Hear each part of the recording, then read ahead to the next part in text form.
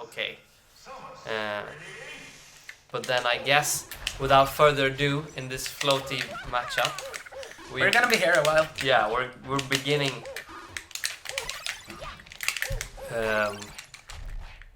And I'm going to start off asking you questions not about Smash, or a question not about Smash.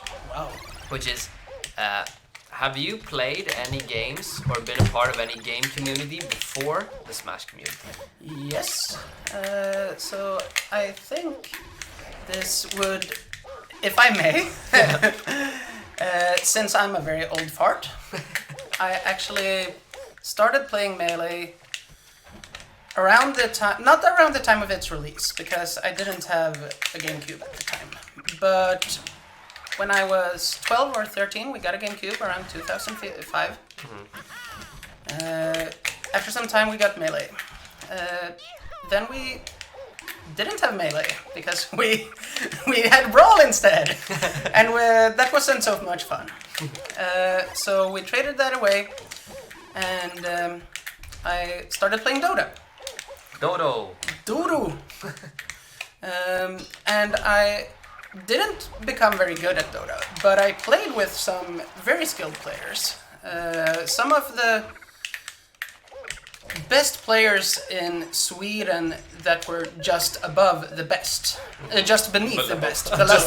Just above the best. Yeah, no biggie. They were no literally biggie. the best. They were the best of the best of the best. As of course.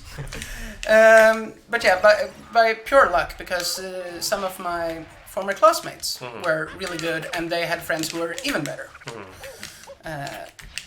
And I met some friends through there, and one time we said, let's go to DreamHack. This was winter '09.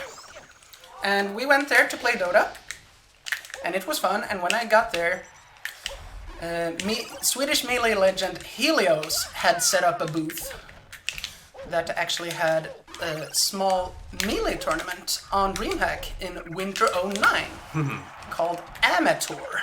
Amateur. Yes. And that made me realize, holy shit, there's a Melee scene in Sweden.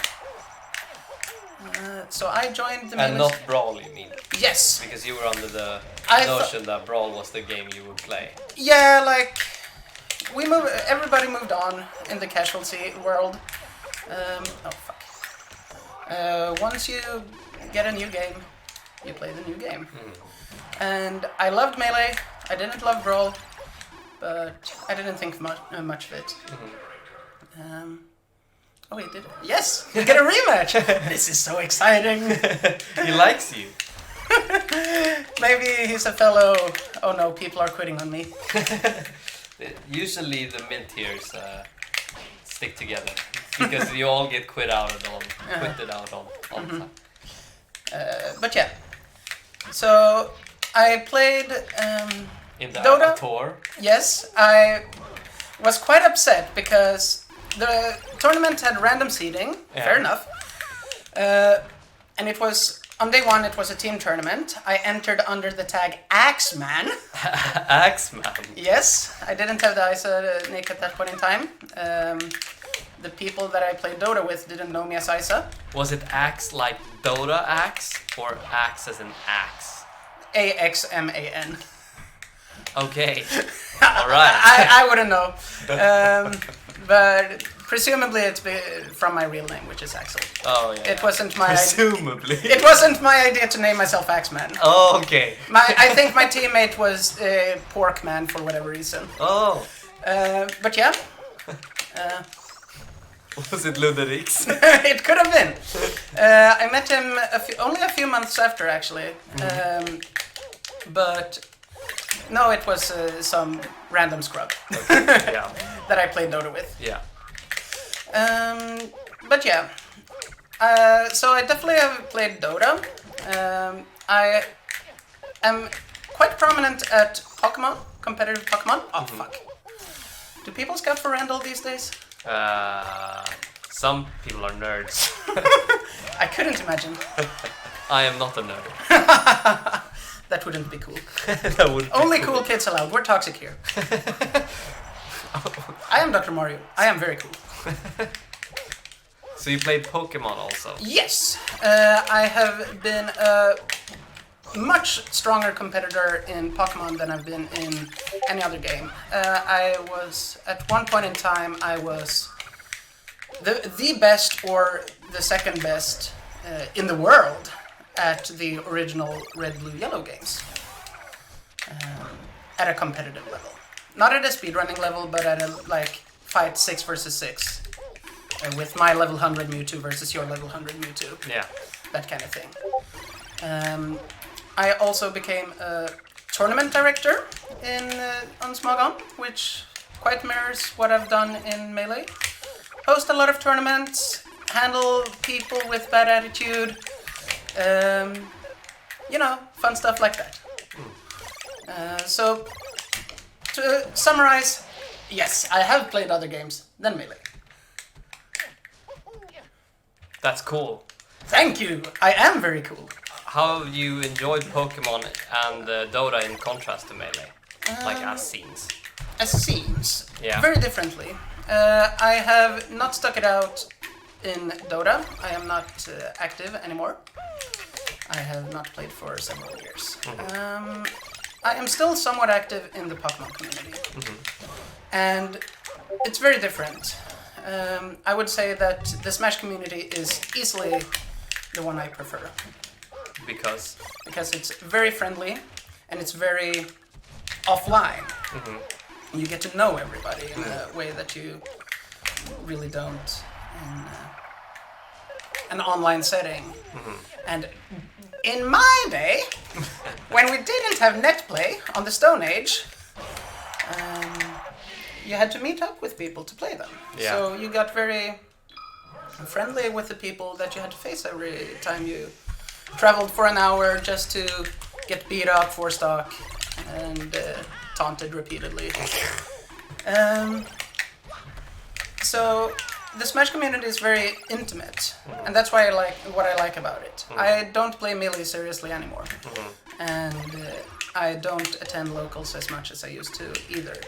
But I very much appreciate every time that I do go to one, because everyone is very nice. It's a great community with a high level of acceptance towards newcomers, very allowing in general, easy to share a laugh with, easy to share a more serious side with as well if you're feeling comfortable doing that. Going to these tournaments together makes you form a special bond with people. And I have, in my day, I've attended, hosted a lot of tournaments that have allowed me to work with a lot of people that I am very grateful for meeting. He ditched. Yeah. He got sad. It's okay, I forgive you. I managed to... Did you see that? I managed to start a search. Oh shit. Modern tech skill. You've become... Is this Wombikim? It's Wombikim. It's Ekim, but it's African cousin. Was that racist? I'm not sure. I will let the Africans decide. Yeah. I'm sorry if that's the case. I didn't mean to. Oh shit.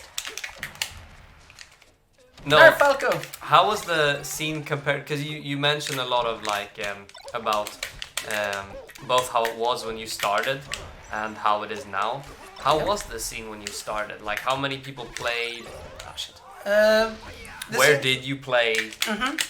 So the scene, when I started back in late 2009, the scene was very different. It was much, much smaller, both compared to now and to when the scene was at its relative peak. It was, well, strictly offline, of course, because netplay was not a thing. Yeah. And it was a more, I'm gonna try to be diplomatic. It was a more free-for-all culture. A common thing that was said was that in this scene, you're allowed to be who you really are. And there were a lot.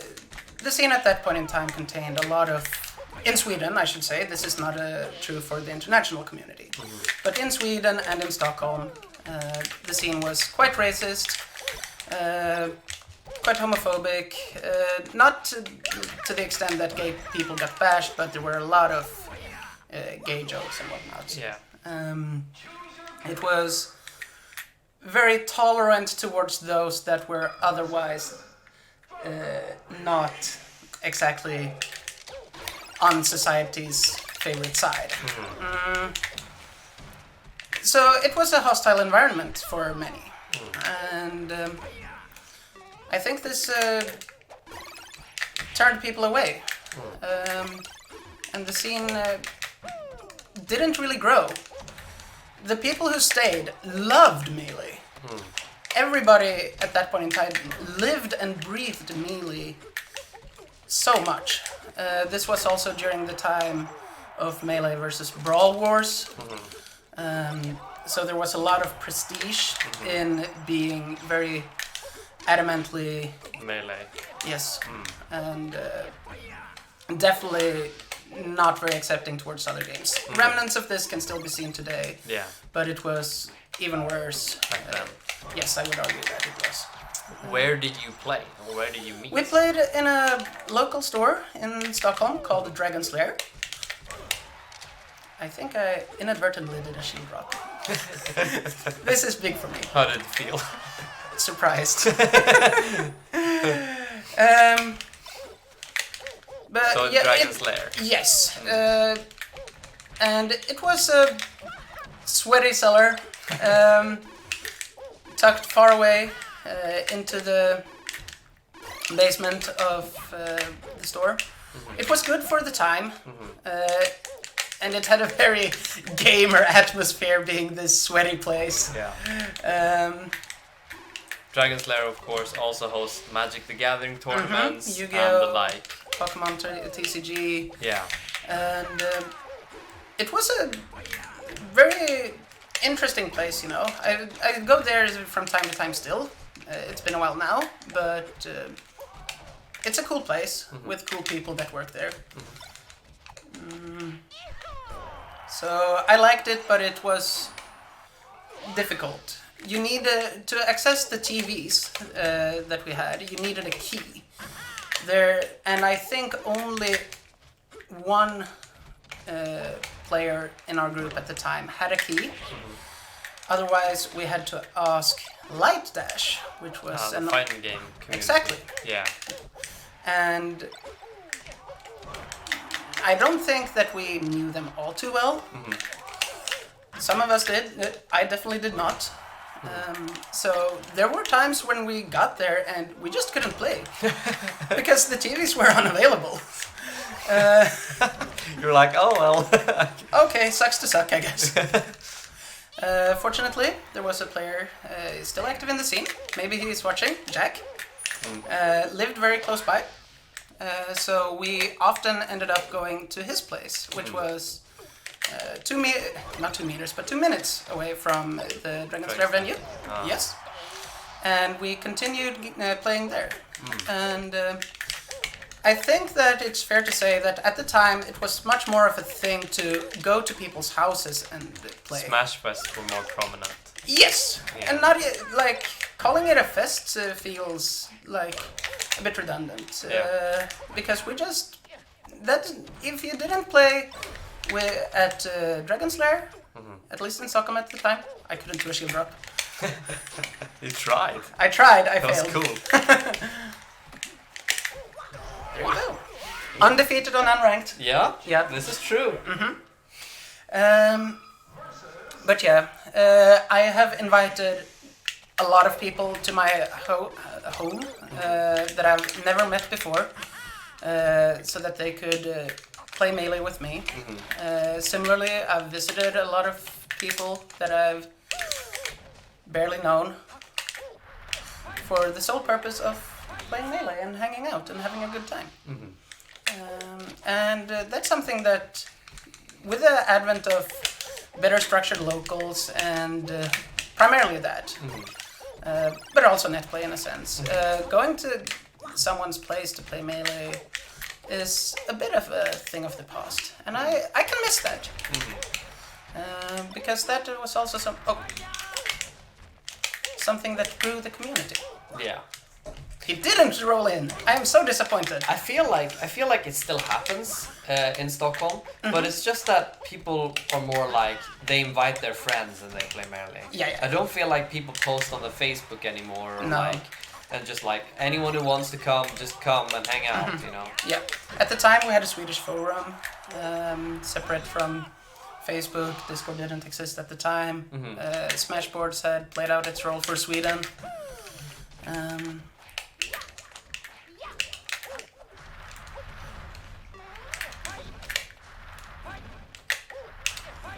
Look at him go. That's cool. Yeah. But yeah, there was I remember one instance, there was a player named... well, he was named Volvagia, but we all agreed to call him Volvo. Volvo, yeah. Yes. And I remember this. He made a post on Smashboard... when was this? When is 2011. 2011? Yes. Okay. So he made a post on the Swedish forums saying, hey, I want to play some Melee. I am new here. And I live in Gävle, which is quite some distance away from Stockholm. Yeah. 2 hours by car. And I said, hey, come to my place. I live in Stockholm. I'll meet you in Uppsala. And we met up. We went to my place. We played Smash. He stayed the night. The day after, we went to a tournament. And it was great. Sometime later, we both moved to Uppsala. We had a lot of fun. Met up with each other there. Like, that was definitely something that only happened because of, like, that culture. Yeah. Who am I facing? I have no idea who this is. No. I've not known any of the people you faced are. And I feel like that's a common thing on Unranked. Yeah. I just had to take a moment to realize that, oh, it's not the same dude. Yeah. It's a different fox. Yes. Wow, there are 2 foxes on that play. I cannot believe it. Shit. Well, this fox is better than the other one. But it's cool that in such a way, like Volvo, for instance, who is like, I don't know if he's very active anymore, but he has been a pretty active member of the scene. Yeah. Can just start off by writing on a forum like, hey, does anyone want to play? Yeah. And like, to me, at the time, like, I remembered how it was when I started playing, and I thought that I want to make it better for those that come after me. So I've tried to carry that approach with me as I've gone through the years. And I think I've been successful. I'm going to bring you back in the timeline, as I have many times before, because I feel like there is a time between the part where you went to DreamHack and the part where you went to your first local. How come you went to a local after having gone to DreamHack and played there? Oh, I loved Melee. Like, it's as simple as that. When I joined that tournament, like, if you want to talk about scale, before I went to DreamHack, I had a membership on Smashboards for over 4 years before I got to DreamHack. But after I got home from DreamHack, it only took me... I think I jumped on the first opportunity to go to a weekly. I really wanted to meet everyone. Like, I knew of Helios, the guy that had organized the tournament, because I had been a member of Smashboards. So I wanted to see, is there anyone else that I know? Like, I only knew like 4 people. Had you been a member of Smashboards before you went to the DreamHack tournament? Yes, I joined Smashboards November 2005. So there's lore even before Yes, the first... There's actually a funny story. So I think 2006 it must have been. Maybe 2005. But either way, like, we're talking quite some time ago. Yes. I got a message from IVP. The IVP. The IVP, one of the best players in Stockholm for many, many, many years. Probably one. If you're gonna make a list of best in Stockholm of all time, he'd probably be on there. Yeah, absolutely. Very high placements in tournaments from the time that I joined and for several years after. But yeah, I got a message from him saying, hey, there's a Smash Fest in northern Stockholm in a few weeks. And if you want to come, you're invited. And I was like, thank you. I'll see what I can do. And he asked me, hey, do you have MSN? Which was the preferred, the messenger tool. And everyone that was cool had MSN. I was not cool. I did not have MSN. Unfortunate. IVP was, I think it's fair to say, that IVP was it was important to be cool for IVP, I think it's fair to say, at that point in time. So I said that, no, I don't have MSN, but here is my school email. You can write me on there. And I was very oblivious to why that might not be a cool guy move.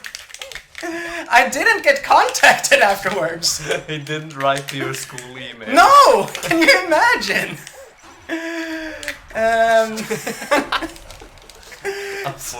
Unfortunate. Who would have thought? So we could have had Isa much earlier in the scene. Yes. If only you had gotten an MSN. Yes, this is correct. You didn't even have to have had an MSN. No. You could have just created one. Yes. But when he asked you, you said no. Please refer to my school email for communications. Effectively speaking, yes, that's true. That's how it went. So that effectively delayed my Smash career by 3.5-4 years. Do you have a Discord account? No, but you can message me on SchoolSoft. That would be the modern day equivalent, yes. That's actually so fun. So yeah. Because he also gave you a party invite and then indirectly redacted it when you gave him your school email. Pretty much so. Yeah. Okay, sorry we got derailed, but that was super funny. But they wrote a really nice message before when you said you wanted to make the scene into a nicer place for everyone than it was before you came, and he said, I can confirm that you've been successful in that. I'm thankful. And I can also confirm that to me it has definitely been a different journey than the one that you have described to me when you have talked about how the scene felt to you. Yeah. So I want to talk a bit about that. My first ever local, we were approaching that subject. And I went there. As I said, we had gone from Melee to Brawl, and I didn't love Brawl. So 1 week before I went to that DreamHack tournament, my brother asked me, hey, do you mind if we trade away our Wii for an Xbox 360? And I said, yeah, sure. I don't use the Wii. So it doesn't matter to me. No, 1 week later. Yeah, 1 week later, I go to DreamHack. I find out, shit, there's a Melee scene here. I love this game. I didn't know that it was played. So I go back and I frantically search. Do we have anything at home? A controller, old GameCube, anything? No. You sold it all, or switched it all from Xbox 360. Yeah, we weed it all. Yeah. Nothing. So I went there. I had no controller, and it was not a problem actually. The first time I got there, it was like a huge party. There were like 10 people there, massive at the time. I didn't know this, but a lot of people were there. Some people that you may know. I think Leffen was there, for example. Some other people. Jack was there. Nistro was there. How many were you?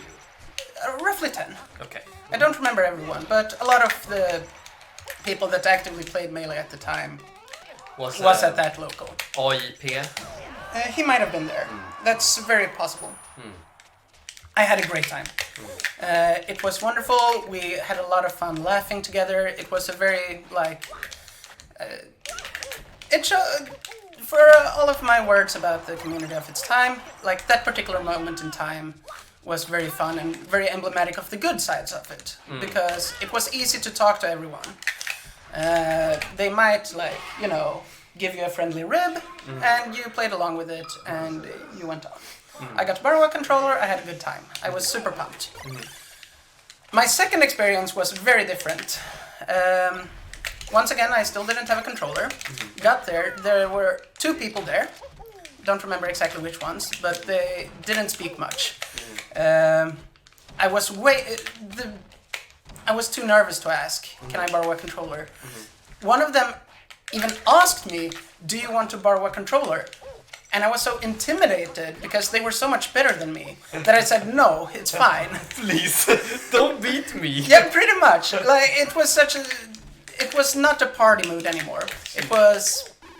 a serious practice move. Yeah, pretty much. And... Oh yeah, I think Athcore was there. That's a name that hasn't been mentioned in the Swedish Smash scene for a while. And he was like... There were three people there, actually, and he was clearly getting beat every game. But I could see that he was still better than me. Yeah. And the other two that were there, they were making ribs at his expense, and he just took the beating. So that's one of the reasons you, like, said no. Yeah, I think so. Like, I felt like I am not... is this how it is? So I just sat there silent for 45 minutes.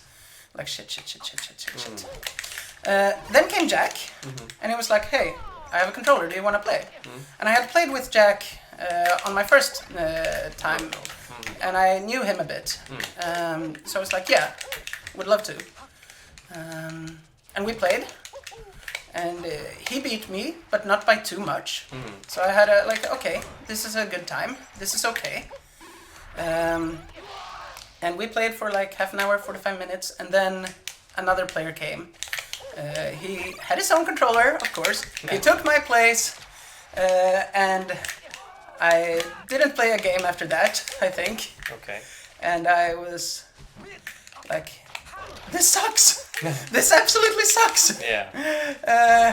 I didn't feel comfortable at all anymore. And kind of left out. Yeah, I felt very left out. Like, the conversations happened without me. Nobody seemed interested in knowing me. Like, I felt like I didn't fit in because the vibes were very different from, like, how I wanted it to be or what I felt comfy with. Everyone else, like, they clearly knew each other from before to some degree. Yeah. So I decided, okay, I'm gonna leave. I'm not coming back. This was not worth it. In the doorway, as I was leaving, I had just stepped out from the building. I meet Arky. Arky is an inactive Fox player from Stockholm.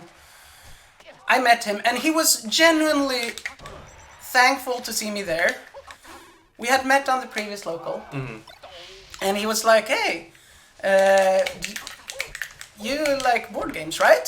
Like, he invited me to play Othello with him because he had an Othello game on his phone, and was like, "Oh, cool. I'm leaving now, but yeah, sure, later."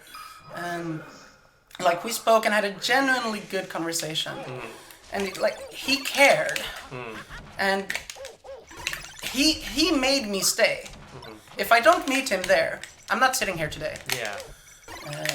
If I don't meet him there, I don't return. Yeah. But I met him, and for the coming like 6 months, every time that I played at Dragon's Lair, I played just as many times at Arky's place, just with him, because that's where that was my number one friend. Him and Jack. Back then, like 2010. They were the friendly ones. They were the ones that were roughly on my level. They were approachable, and they were accepting, and they cared about me. They made me stay. I am very, very thankful for that today, to both of those. And yeah. It's funny because I've had a similar moment too. And I know that this interview, I usually try to keep it to talking about the interviewee rather than me, but it's so topical because I've had a similar moment where on my first local, it was the one that we had like 69 or 67 or whatever it was, the insane amount of players to the point where it was so stuffed in there and nobody knew anyone of the new players, and I didn't know that the people were new. I just thought this was how it was. So I didn't speak to anyone barely. I remember I got on a team setup with like Tengil and Potts and some other people, and they just destroyed me and didn't talk to me at all. They were just making jokes with themselves, you know. Yeah. And then I left the tournament after that, and I felt like I hadn't known anyone. And then I came to the next tournament, and I was like, I guess that's how it is. I'll try one more time. Maybe it's more fun. And there was an upstairs tournament, which was great. Because the upstairs venue at the SU, the local that we have currently, is much smaller. And we got relegated there sometimes when like the bottom floor was used for something else. And there I also incidentally had my League of Legends shirt on because I played a lot of League before I entered Smash. And there actually someone came up to me, and most people probably know who this is based on who I am the best friends with in Smash, and commented on my League shirt, and it was Ekim, and he was like, "Oh, you play League? I also play League. That's sick, man. We should talk later or something along those lines." I was like, oh, that was actually a nice dude who actually talked about me and asked me questions. I'm like, I'm gonna keep coming, and I hope that he will talk to me again. And then there was also a second person that is less credited for this, but also is important, which was I played against Andrew. Ooh. He did play against me with Pichu and laughed at me when he beat me. But I did get to play against a person for a longer period of time and actually talk to him, and he like taught me, told me like, oh, this is what you can do better and stuff. So I felt way more invited, and it felt more welcoming when it was such a small space.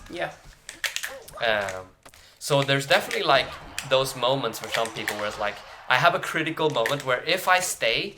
Or if I hadn't met this person, I wouldn't have spent these 6 years such as I have now in Smash, you know.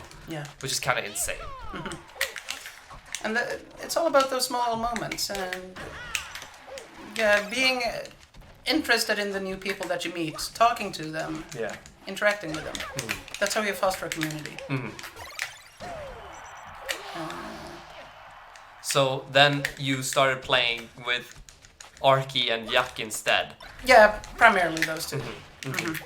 And of course you still went to locals, but... Yeah, but like when I went there, I was still like, I hope Arky comes, I hope Jack comes. Yeah. Like there were a few people, some other people, but I primarily hoped for them to come. Who were like the faces back then of the community? Like who were the best players, or who were the cool players, or whatever? Who were the in players? In Stockholm? Yeah.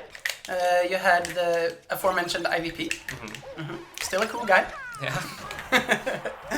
At the time I didn't know that it was him that wrote that invitation to me. I had definitely forgotten about that.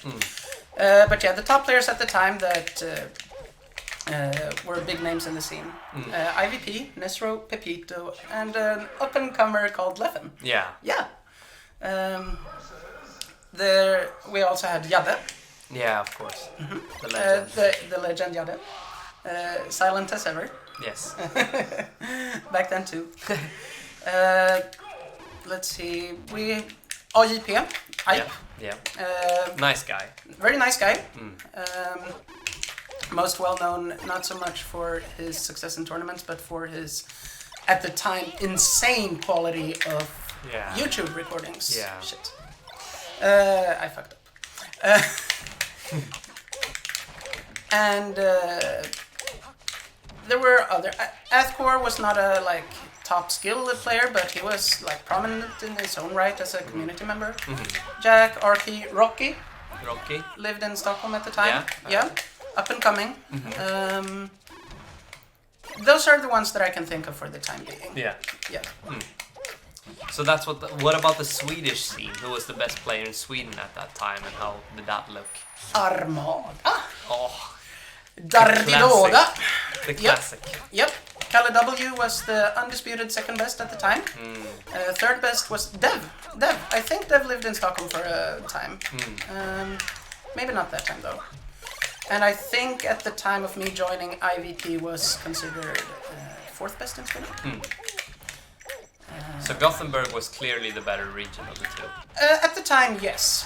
I don't remember too prominently the Gothenburg players at the time. No. I will say that when I interacted with the Gothenburg scene, I found them to be quite different from the Stockholm scene. I thought the Gothenburg scene was quite relaxed and quite accepting of newcomers. So that also inspired me a bit and made me appreciate that side more. How was the interaction between the two scenes, or the Swedish scene and the international scene? How was the interaction between the scenes back then? Internationally? Let's start with nationally first and ask about Gothenburg and Stockholm, or other scenes if there were any. Well, we definitely weren't as connected, but it's also true that we weren't as connected within our own scenes either. So we had we didn't know each other as well. I think that's the quick and short summary of it. But I think there was a bit more regional pride, but it was definitely more serious, but still not like gang warfare. You came with drive-by shootings to Gothenburg, exactly. Trying to snipe Armada before it becomes the best in Europe. Yeah. But it was quite. I think that the interactions didn't differ that much. I think there was more interregional hype building and my coast is better than your coast, but it was still all on the level, and there were no serious rivalries so that I can think of. No. So I think that particular side hasn't changed too much over time. Yeah. Not here in Sweden. No. But you still communicated with each other through the Swedish Smash forum, though, correct? Yes, that is true. That's well. I was still not a very cool guy, but I had acquired MSN. I did not use email from my school to communicate. You responded to every Swedish Smash post with, "I would like to discuss this topic. Email me at..." Yeah. Yeah, but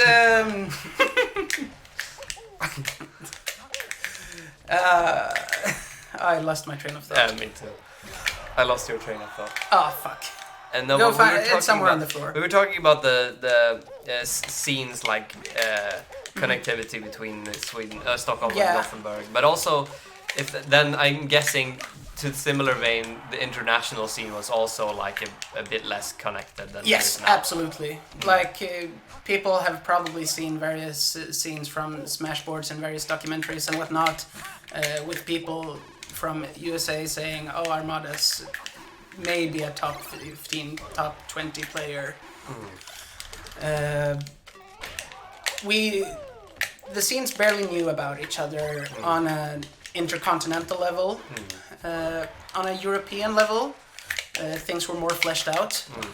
But it's time for me to reveal that I've actually never traveled outside of Sweden for Smash. Really? Yes, it's true. I've done a lot of things, but I've always done them in Sweden. Yeah, that's actually super interesting. Yeah. You should come to a major. Maybe. It's been a while. I'm not as engaged in the community anymore. I don't know. When I was an organizer, we still haven't talked about that. I'm gonna get to that. Yeah, but I got to know a lot of people through that. Even if I didn't play a lot, I still made friendships with fellow organizers, Levi and his crew. some players that were consistent at helping me out with various stuff. You know, nowadays I mostly know Stockholm people. But yeah, the international scene, like there were fewer tournaments, I think, as well. And it was a pretty big, each individual tournament was a pretty big deal. Not just nationally, but also internationally. Like every tournament that Armada went to at that point in time was a massive event. I remember texting with Aniola's, Armada's older brother. Like he asked me for live updates at like 2 a.m. in the night because he was working and couldn't watch. So I texted him like how Armada was doing because each event was so big and monumental. Like this would be the one tournament where Europe proved itself or whatever. Yeah. And we were, I think at the time we were all waiting for Armada's first win in the US too. So yeah, it was so big. Like we were still in an exploratory phase. The USA and Europe, we didn't know each other at all. Maybe the Europe knew more about the American scene, but definitely not the other way around. And Japan was nowhere to be found. No. There was no AMSA. No, nothing. Captain Jack. No, even Mexico. Like, you know Javi? Yeah. He burst onto the scene at Apex 2012. And it was mind-boggling. Like a complete blip on the radar because the Mexico scene at the time was even less well-known than their European one. So that was a massive thing at the time. Maybe not as big as like Armada's debut, but still definitely a watershed moment. Unfortunately, Javi couldn't like perform as strongly for future events as he did on Apex 2012. But for that moment in time, like the world was in shock for a bit. Like I think there were 3 major Smash tournaments at Apex 2012, and America won 0 of those. So the tournament organizer updated the smashboards post saying "America, land of the free?" ? And it was like this world of is there a hidden scene in Cambodia? There was a meme about this hidden Cambodian young Link. And a YouTube clip to accompany. That's actually really funny. So it was a big unknown. It's nowadays you know everything about everyone. You didn't do that back then. There was no my own top 100. No nothing. Like all of those things happened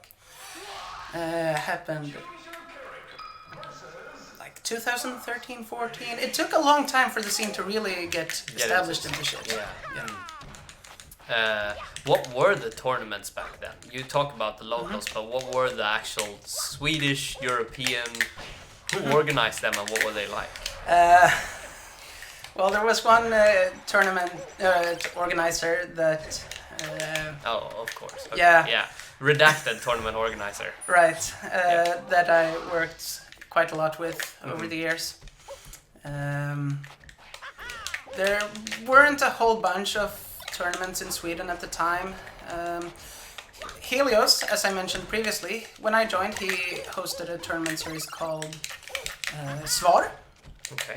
And it was at its 10th iteration when I joined or something. So it was a big deal. It was a bit cumbersome to get there. It was hosted in Varberg. Okay. So to get there from Stockholm, you would have to take 2 trains. That's unacceptable. Yes, can't do that. And I think Helios wanted to host that for a long time. But I think after Svar 12, the scout house that the TVs were stored in and where the venue was, it burned up. Oh. All right. Yeah, so that was a big loss. Like, I don't think Helios hosted another tournament after that. And then well, I can talk about the series, I guess. So there was a tournament series at the time called Beast. It had begun even then. Beast 1 was held in January 2011. Okay. That was the second ever tournament I went to. Second ever major tournament. No, Question second. mark? Just Well, I'm not second counting locals. Yeah. Okay. We didn't have tournaments at locals. Ah, okay. So it was just friendlies. Yeah, we like tournaments. Why would we do that? We didn't. Like, you have to remember, at the time, at our locals, we were like 5, 6. Yeah. Yeah, there was no reason to hold a tournament. Yeah, and most people already knew who was the better one of the... Pretty much. Yeah. I attended... There was one tournament held at a local that I attended, and I faced the infamous Luderiks. Then known as something else, right? No, at the time he was known as Ludde. Oh, as really? well. But he got a different nickname after some time. Okay, yep. But at the time he was a Marthmaid. Yeah. Yeah. Man. And this tournament was a bit special because AJP was there and he recorded all the sets.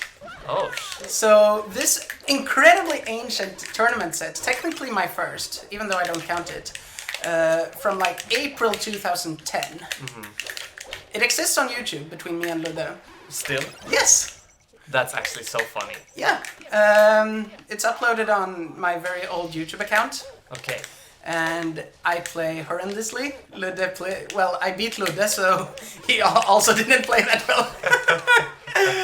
And that was the first tournament, and it was a big deal because why would you hold a tournament? Yeah. Then there was Stig 2, and then half a year later I went to Beast 1. But yeah, Beast 1, followed by Beast 2, 8 months after. There was also Beauty, which was very long-lived, comparatively speaking, and honestly very successful tournament series. Both ran for 6 years, from 2011 to 2017, and I helped organize a few of the beauties and Beast 5, 6, and 7. I was the head melee tournament organizer on Beast 6 and 7, and I did a lot of legwork for Beast 5 as well. Yeah. How come you started organizing or helping out with tournament organizing? Good vibes. Like, at my first Beast, I did a little bit of legwork. So I got... What do you mean by a little bit of legwork? I helped carry TVs and Yes, shit. okay. Yeah.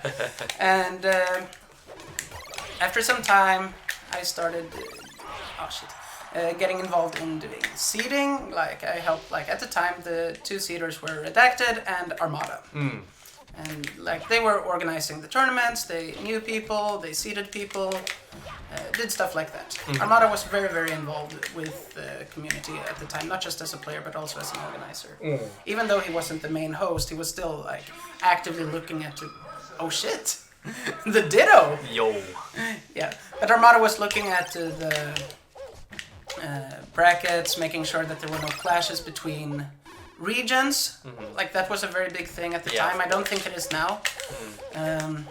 That it was very important that tournament organizers modified the seeding slightly to make sure that you didn't face your homie from the same region when you had traveled this long to play in a tournament that would only be held like once per half year. Yeah. So yeah. Got involved with that at some unknown beauty rather. And, kept it up. Like if I went somewhere, I tried to do something if it felt right. It wasn't a big deal. I hadn't signed up for it beforehand. I just got there and like, oh, this is happening. And then you helped out. Yeah, I think I was involved for Beast 3 actually as well when I think about it. We flew out a redacted player. Holy shit. Yeah. Yeah. Tournament's not doing so hot, is it? No. And I was so excited about it. It was one of my favorite players at the time. Yeah. Yeah, but I've been involved in like, fuck. You hate to see a suicide. But yeah, I was involved for several years. I haven't been actively involved for a while. Then in 2014, I started studying at Stockholm University. And I thought, okay, well, I want to have an active student life. And I like Melee. We currently don't have a place to play Smash, so because What happened to Dragon Slayer?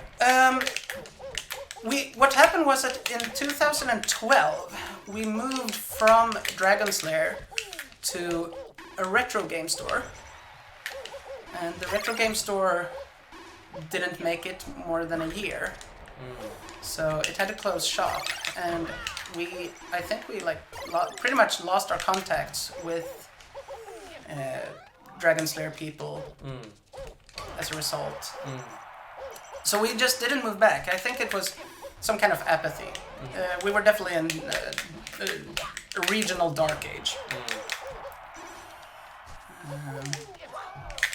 So yeah, we didn't have anywhere to go. So I looked around, like second day of starting my new studies. Which year was this? 2014, January. And I found this club called Speleriet. And they wrote on their website like, yeah, we have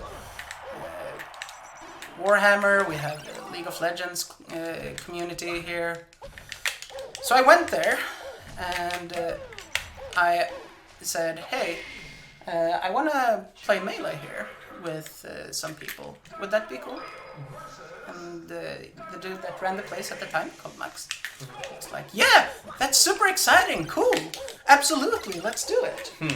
He was super enthusiastic. And I was like, great. So I wrote in the Facebook group that we had at the time, we had moved on from forums, that, hey, in a week's time, I'll host a few Melee games in this place at university, and if you want to come, that would be really fun. And tomorrow I'm going to go there, like for a preliminary check to see how things are, and I'll get back to you after that. And I was like, cool. So I go there the day after, and to my surprise, there's already someone there that I don't know. And and he was like, yo. I'm like, hey, who are you? I'm Kivu. And you know Kivu now? Yeah. Yeah? Oh, well, maybe not all. Not everyone in this Twitch stream knows Kivu, but he's a Stockholm player. Yeah. At the time, I think he was still in like high school. I think he was like 15 years old, maybe a bit older. But I had never met him. And he was like, yeah, I heard about this on Facebook. So he had gone all the way from his home, which is in Vällingby, quite some distance away. Gone to SU after school, got his brother to pick up Melee for him and deliver it so that we could play together. Obviously, this was still like our first time there. We didn't have TVs set up. There was a GameCube in the venue, I think, but it didn't have Melee. And we had to wait for his brother to get the Melee disc. But did you have a TV? No! That's the thing as well. We didn't have a TV, but we had a projector. We plugged the GameCube into the projector, and it booted in black and white. Okay. Yeah. So let's do this. But we tried again, okay. Maybe it's because we did 60 hertz. So we did it again in 50 hertz. No. For Mario Kart as well, mind you, because we still didn't have the Melee disc.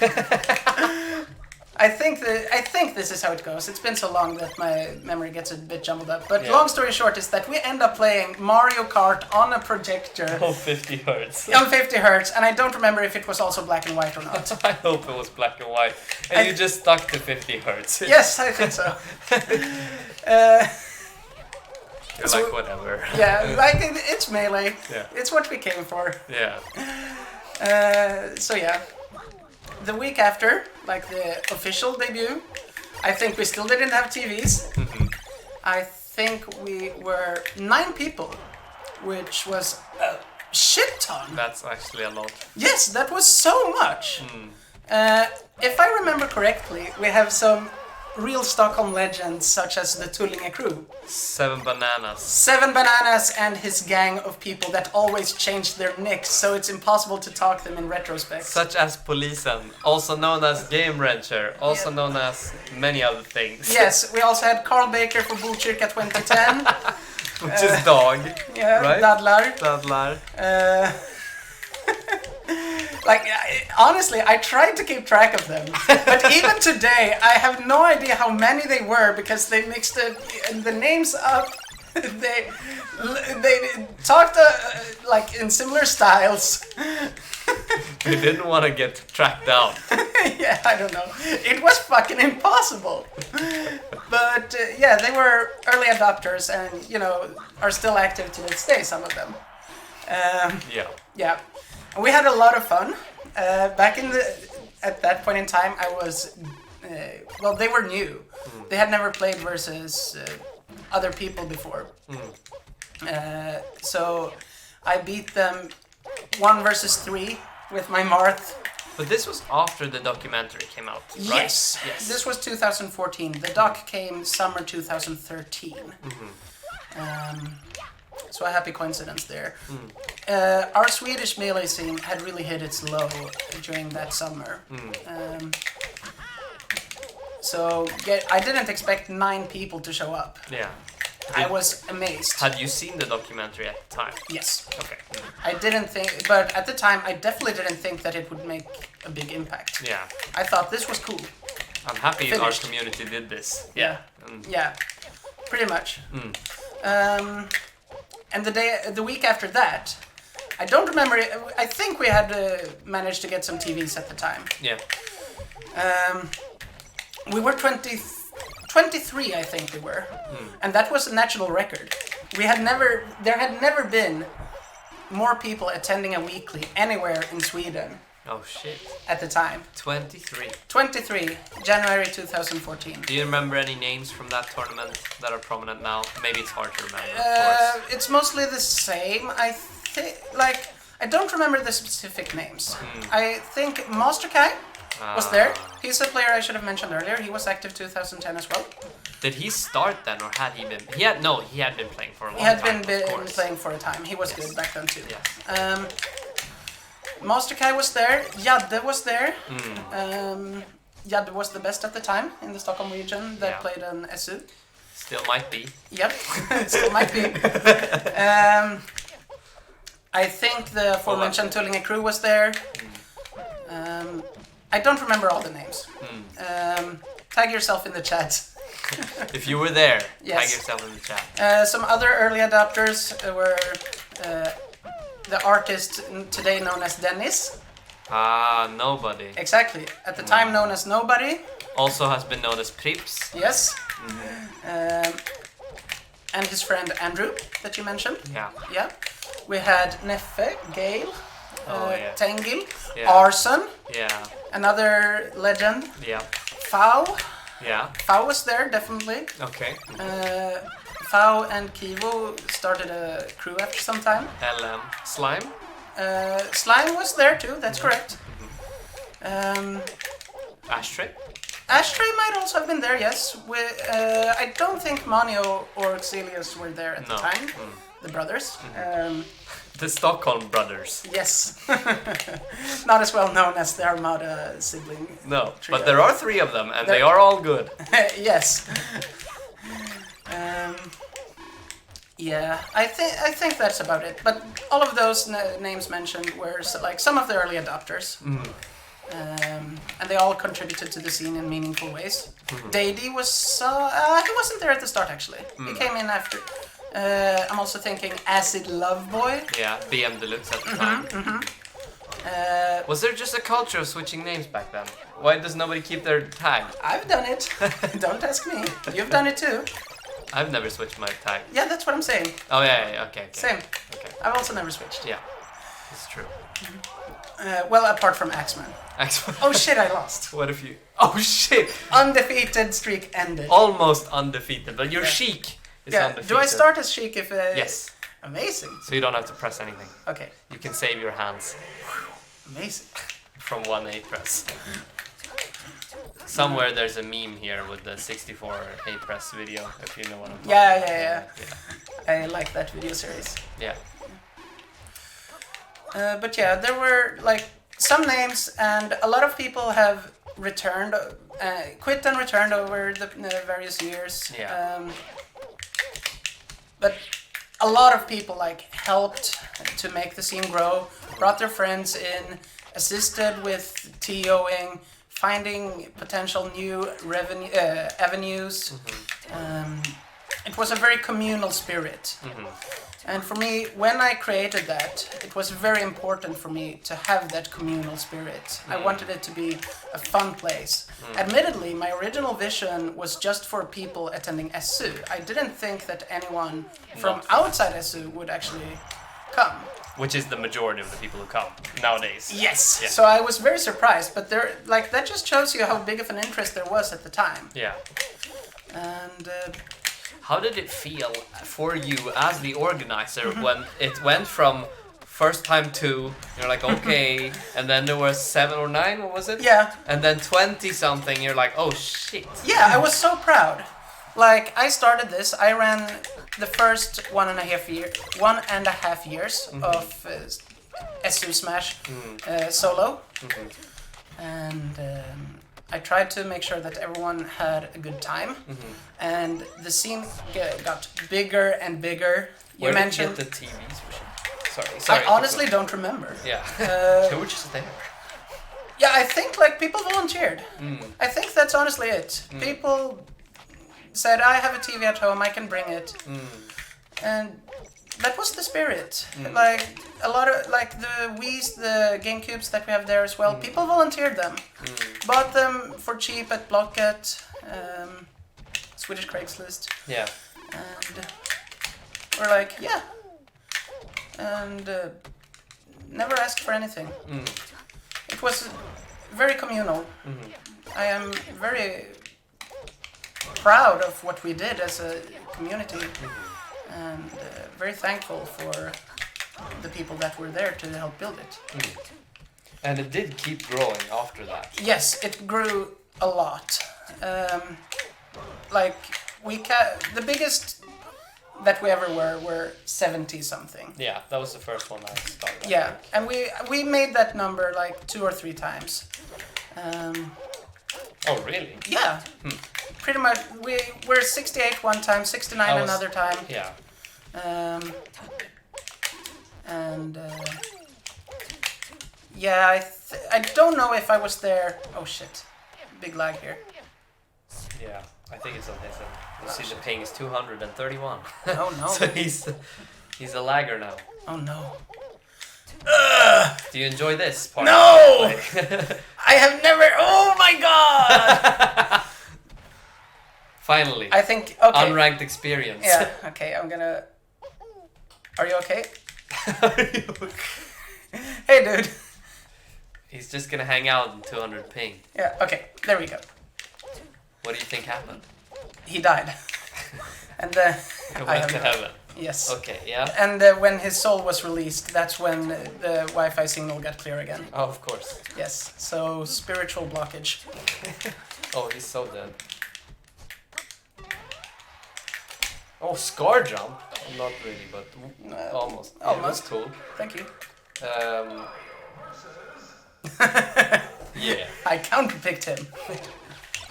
I don't remember what. Yeah, so it kept growing. Yeah. But this was the biggest ones were around like 2015.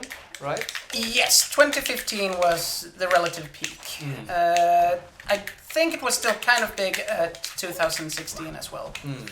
But I decided that after summer 2015 I would no longer do the organizing.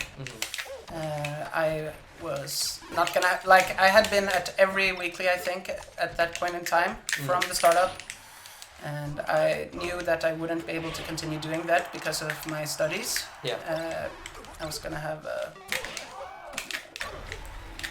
practice period on a school, and so I said in like 3 months in advance, hey, someone else needs to do this. And the work that I had done on my own was picked up by like 5 people. So that also made me feel quite good, like, look what it takes for them to match a fraction of my power. No, but like, it really put it into context. Like, what I did was actually a big thing that took a lot of manpower and energy. At the start of the weeklies, I kept the weeklies to like my vision. I wanted not a lot of tournaments. I wanted friendlies and primarily friendlies. Good times for everyone.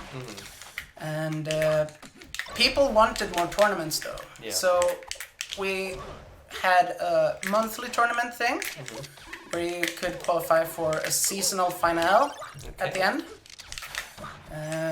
Then over time that changed, and by 2015 we started running weekly singles tournaments.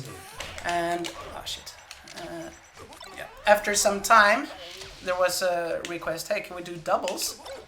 And people wanted doubles, but not necessarily doubles and over singles. So the solution was simple. We hold both doubles and singles. So we started doubles. And continued with singles after that. I solo hosted both of these. And the scene grew. So, and we didn't have a lot of space. We certainly didn't have mic equipment. So I had to yell a lot. I was very hoarse after a Tuesday. It was very... I remember when you started yelling at the start of a weekly. I was loud and I was already tired. Oh, okay. Did he dip? No. Maybe he just wanted a different character. Oh, no? Never mind. Maybe. Oops, I accidentally. But it was a bit tiresome, which contributed to my fact. Like, I stopped competing myself at the time. There was no time, and barely any energy levels. Since I solo hosted everything, if I didn't report the results, nobody would report the results. I ran things on my laptop, and I've never been particularly keen on handing out my technology to others. So I didn't really want anyone else to touch my stuff anyway. So I thought it's just easy to solo host. I was one of the few to actually attend SU as well, so I had a Wi-Fi password. But it was my personal, so wouldn't want to share that either.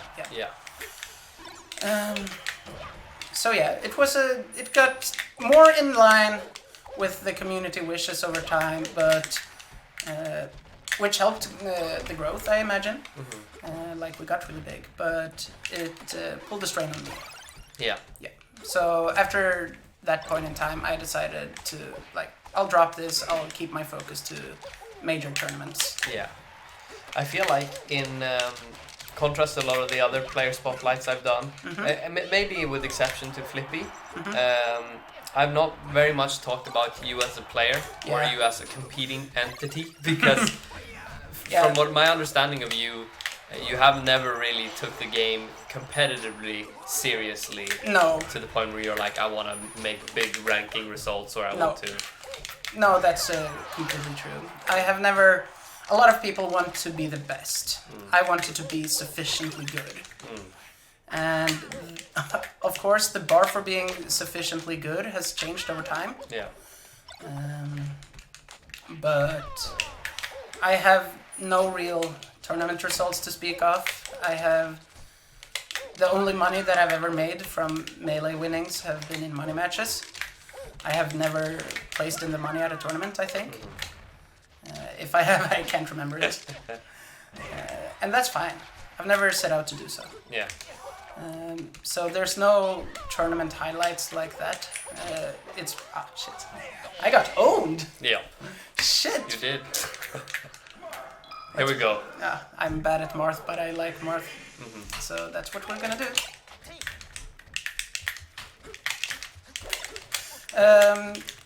But yeah. So I have always been bad at tech skill because I haven't put down the... Effort or time. Yeah, exactly. And I rely on other things. But even when you say that you have not tried that much in improving at the game, I do remember that when I started out in the scene, you were power ranked. Yes, and technically speaking, I'm still power ranked. Technically speaking, you still are. Yes, So the rankings are from 2 years ago. yes, but even still, as someone who doesn't really care about it, you still are a pretty good player comparatively to somebody who might not have. Yeah, Well, I've been like a gatekeeper in a sense for like I haven't really moved up, but people have to pass through me, you know. Yeah. Yeah, and the reason it's very sad because the reason that I've returned to the power rankings is not because I got better. It's because the people above me quit. Such is the way. Yeah. I feel like I have not climbed the ranking either. Now that I'm 8th, I have not climbed in a period. Like when I started beating you and stuff, I had improved. But then after a certain point, I just started remaining in the scene longer than the people better than me. Pretty much the same. I was power ranked on the first power ranking that Stockholm ever produced, and I felt the same then as well. Like the reason that I'm so high up, I was like 8th at the time. We ranked like 20 people, and I felt like the only reason that I'm here is because everyone that's good has quit. Yeah. Because at the time, I'm guessing people like IVP, Yeah, Pepito, Pepito. Nistro. Yeah. Well, Leffen hadn't quit, but he had quit coming to locals. Yeah, Leffen has never been a major sighting at, or he has been to some, but I've seen he's him never been a twice, mainstay. perhaps. Yeah, he's never been a mainstay at locals. Yeah. But yeah, it's been like that, and it sucks. Like you want to see yourself improve because you're getting better. You don't want to see your rank inflated by non-attendees or whatever. For sure. But such is life. You can't control that. Yeah. And yeah, honestly, at this point in time, I'm just happy to see myself on a fancy logo. Like, oh, look at me! I hope to get visualized. There was you probably remember the power rank Stinger when... one. Exactly, you knew! Yeah. It was the best ranking by far. Absolutely. And I wasn't on it. Yeah. That was the one time where I really felt like, fuck. I was so happy. I like that one, and I'm sad I missed the Pokemon one. Because do you remember we made one which was Pokemon cards, and then we gave everyone custom abilities and stuff? Yeah. I thought that one would be cool to be on. But the remainder of them have been alright. They're cool pictures. Yeah. But they haven't been as motivating for me to achieve. But that one, the Stinger one, was absolutely fantastic. Yeah, for sure the best one. Yes. Gotta give a shout out to the power ranking makers as well. Yes. Specifically the visual designers. Flippy is the best. Much love. Much love. Who was the first one who took the initiative to do a power ranking? I think it was Foul. I'm not certain. But I definitely remember that he was very involved at the start. I was like on the committee, but I don't think it was my initiative. So I don't remember. This is a bit of a black spot. The power rankings maybe like since I'm not a super heavy competitor in this, Yeah, I've never for put that much emphasis on them. No. I was just interested because you mentioned that you were, in other aspects, mostly harboring the Stockholm scene by yourself. Or Oh yeah, that's true. I was interested in how come that came up when you weren't as much interested in that. But then I understand that it was an initiative from another smasher. Yeah, like it. I don't want to downplay the work that other people did for the scene. I ran the locals, but I couldn't have done it without the help with like getting the hardware, for example, from people. I asked a lot of people for help with seating, and everyone that I asked was always very helpful and willing to assist me. And I had a good relationship with those people. I even remember there was one point in time after I think Beast 6 when our Beast crew said we want to get some fresh blood in here, and okay, I know just a guy, I'll ask Gale. But he declined because he was on his way out of the community at the time. But like, I wouldn't have done that if it wasn't for like him stepping up, being a helpful presence at the locals. Yeah, exactly. Like providing his thoughts and stuff whenever I wanted. There were a lot of help from the community back then. And there still is, I imagine. I'm not as involved in the behind the scenes stuff. I consider myself like an external consultant these days, because I don't do the TO work, but I'm willing to offer my opinion on shit. Since I've got some experiences, but obviously most of them are dated a bit, so yeah. I'm an old fart. I feel like an old fart too. Don't worry, you've got ways to go. Yeah. Like, when did you join the scene? 2015? Yes. Yes, I've been in the scene twice as long. This is true. So don't worry. You still have a lot of time to feel like an old fart. Yep. No, but I wanted to ask you about, or not ask you, but I wanted to also give credit to some people that also hosted a lot of Smash Fest. You mentioned Foul. Yes. Foul also had like a huge... This is absolutely true. Foul was a big part of the local scene in the early years of 2014, 2015. Like I say early years. I very much consider the era of SU as a distinct new period of time in the Stockholm Smash chronology. It definitely feels completely separate to the Dragon Lair. Absolutely. Era. Different people, different power structure, different organizing methods, a lot of different shit. Oh wow, Captain Falcon. I'm gonna get correct.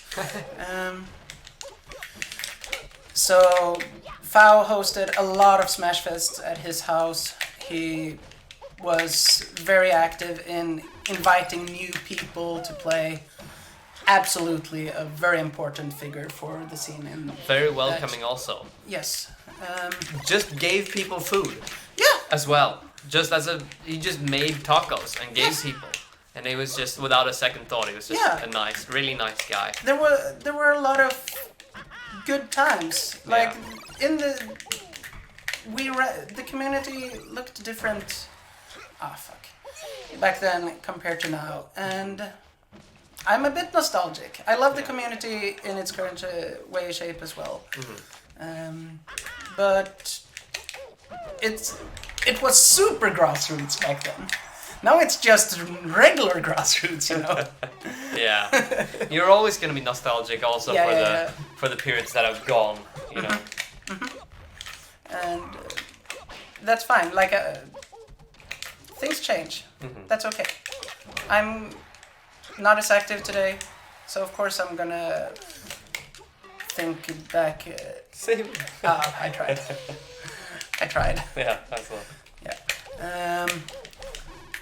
But yeah, I'm always gonna be fond of the time that I spent organizing the local scene here in Stockholm. And I'm very happy to see that people like Flippy are continuing on with it. There's been a lot of people involved in hosting or tournaments here. Flippy being a bit of the primary one these days, but I would be remiss if I didn't mention people like, Pots, Fow, Ashtray, Daddy. Me. Rev, Infamous, Leo, Seven Bananas, like a lot of people. Too many. Dog. Of course. Oh yeah, of course. I have to give a shout out to him because he ran Huddinge for a long time. What a god. Yeah. I miss him so much. Yeah, I miss Huddinge. He's not dead. He's not dead. He sounded like he was dead. He just doesn't play that much anymore. But he is alive. Yeah, he's alive, and that's important. He is alive. Stay alive. A lot of people that I want to give thanks to for carrying things on, and showing that it's not in the end like it's not about any one individual person. Everyone is replaceable. It just takes the willpower to do it, and the people that I mentioned have really shown a lot of willpower and drive and like a love for the community. You can't do this. There's no money in this. You don't do this because you want to get rich. No. You do this because you care. Yeah. And all of these people mentioned, they've cared a lot. And that fucking phantom bit. Some things never get old. Yeah. But yeah, It's true. it's a lot of work organizing, and even at a local level. And I'm very happy that people are still doing that, and that tournaments seem to like. The numbers aren't as high as they were during the peak era, and that's fine. They don't need to be. The numbers aren't important. It's fun if a lot of people come, but as long as any number of people come, it's still good. Like the Huddinge weeklies, we were like 3 or 4 people at the dying days, and it was, whoa, there's some power.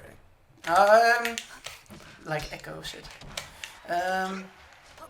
But yeah, it was a bit lonely because I missed all of the people. Yeah. But I had a good time with the people that came. Yeah. And that's what really makes me come back to this community. I like Melee, but the ancient meme is that Isa hates Smash. Yeah. Isa hates Melee because I've always tried to make the Melee events into something else. Not just about competing against each other. I wanted to create like side activities, board games, Mafia, exactly, Mafia Resistance. Those are things that make Pizza. Yeah, that's not on me, but yes, pizza as well. That's true. Yeah, and like that's what makes you come back. Yeah. That to me. Yeah. That's what makes you stay long after you've stopped caring intensely about the game. If you care about the game, you will find you will keep playing. That's how it was for me at the start. I didn't necessarily care all that much for the people that I was there with at the time, but at the time I loved the game, so I stuck to it. When I didn't fancy the game as much anymore, it became so much more about the people. Yeah. And like to me, netplay is good, but it can never replicate an offline tournament or a weekly. Yeah. I would take one weekly over 10 hours of netplay any day. I feel like it's so important too that this feeling of like wanting to come back for the community, it's so important to like highlight how I feel like there are a lot of players now, or not a lot, but at least I feel like we have fostered a community where there's at every weekly at least one player who does not play in the tournament, but comes because they want to hang out with the people that are there. Yeah. And I feel like that is a super good review or showing of how welcoming as a community we have been, and including 2 new people and trying to get them to stay and have a good time. besides just for playing the game. The game's just a part of it. The game is what makes you come there. The people is what makes you stay. Yeah.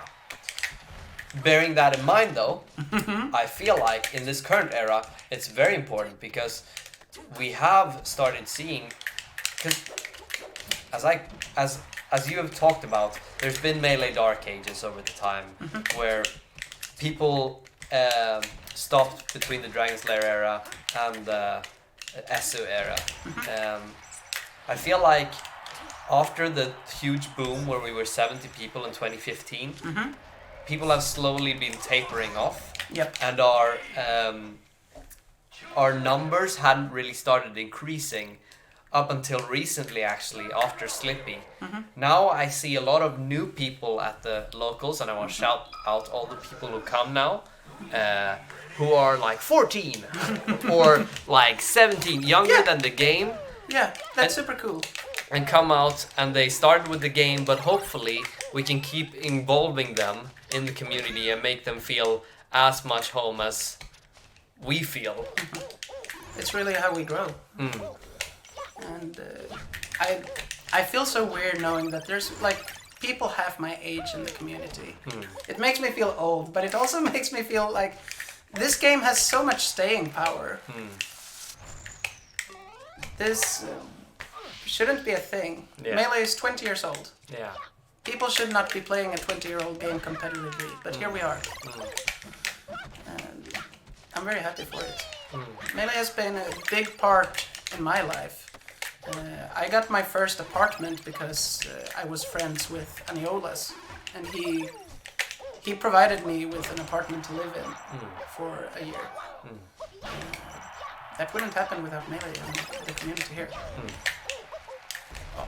Hey! What the heck? What was that?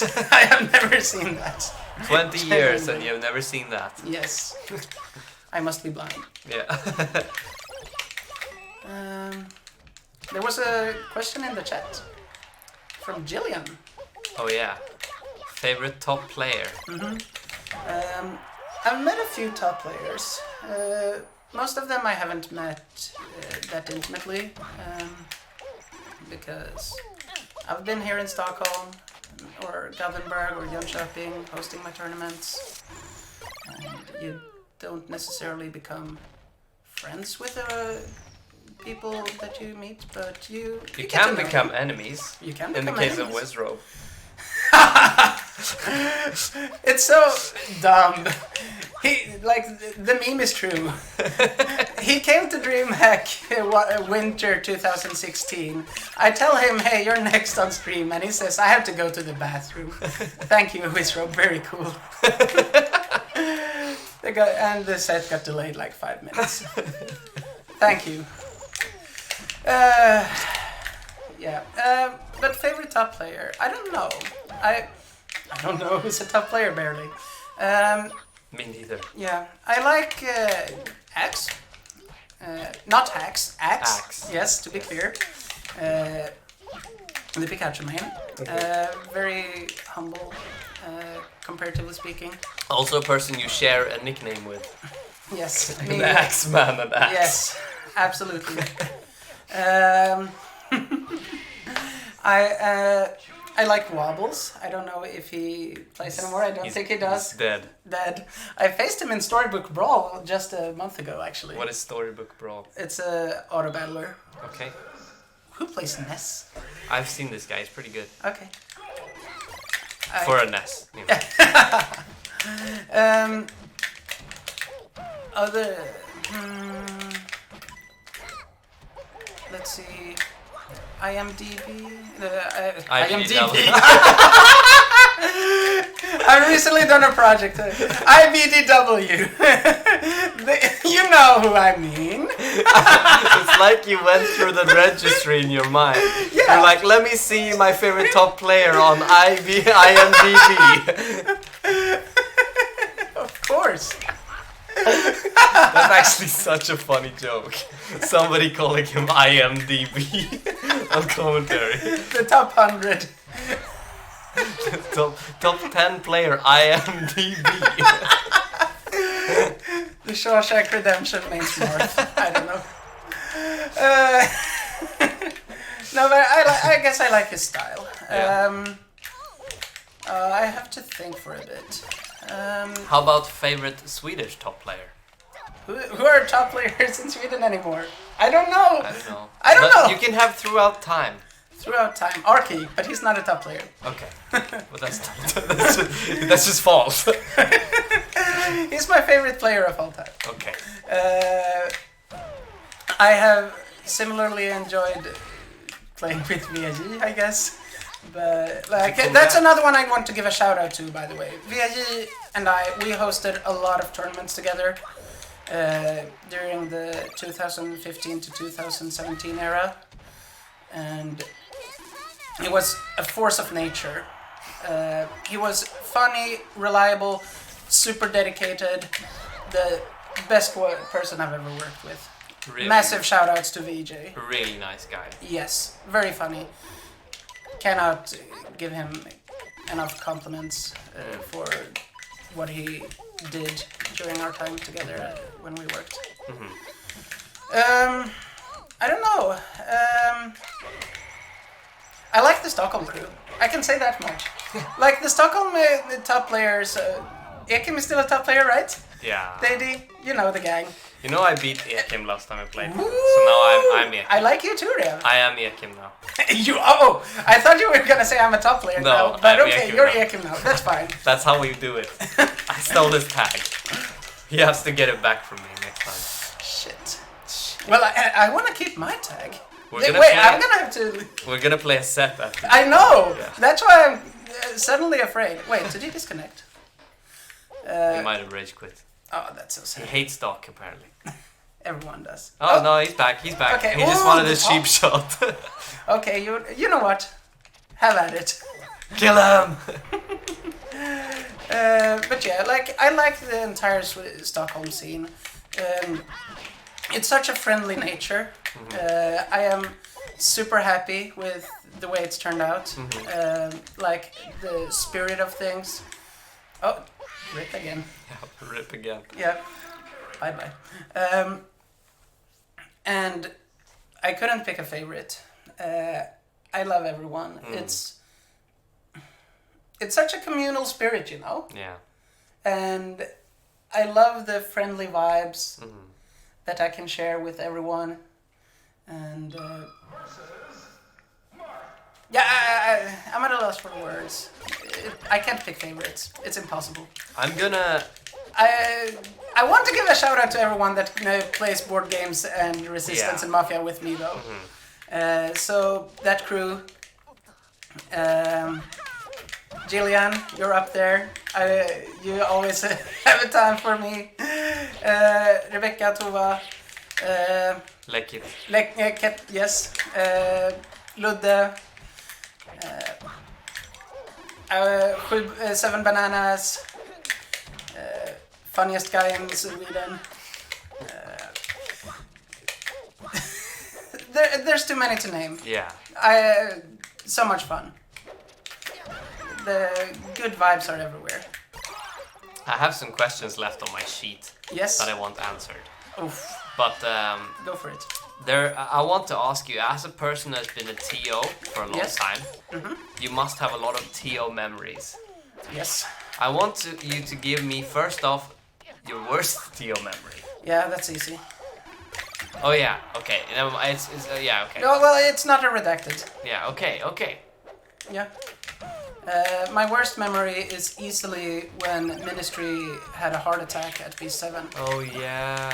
That was incredibly scary. I forgot about that. I didn't. I wasn't in the venue at the time. I was on my way there, Yeah, so I didn't see the thing. yeah. But as it was, the melee doubles bracket was happening at B7, and someone comes to me and says that there's a player that's unwell, and I don't think much of it at the time. I sent someone else to come look, and I think that I get a second message like it's serious. I don't remember the specifics, but I definitely like you should come. Okay, so I come there. Ministry is laying there on the floor, completely gray purplish in his face, and not completely dead eyes. And nobody knows what to do. Completely silent. And suddenly he starts wheezing. And like this absolutely unnatural.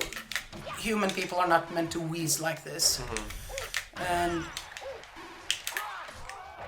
so I don't know CPR. I rush to the microphone to like call out to the venue. Does anyone know CPR? We have an emergency. Please contact the TO desk immediately. Rocky, Gothenburg player, is at the scene. Doctor in training at the time. He starts doing CPR. Formerly mentioned in podcast, by the way, super early. The Stockholm player, Rocky, that moved to Gothenburg. Yeah, sorry. Yes, precisely. He starts performing CPR on Ministry. An ambulance is called. They come after some time, and everybody has stopped playing. Correction, everyone has stopped playing Melee. There's I think it's Rivals of Either. That tournament is like in semi-finals on stream, and it's still being played while everything is happening. Oh shit. Yeah, and Foster is doing solo commentary as everything unfolds. Has to keep a stone face. Yeah. I think he was aware of what was happening.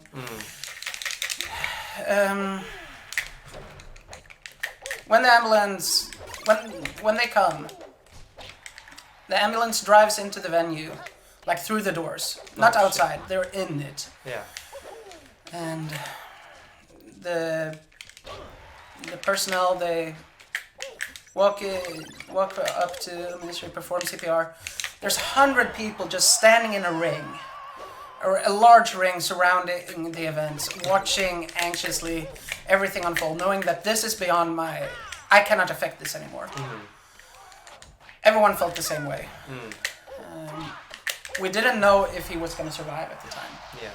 We knew nothing. He survived.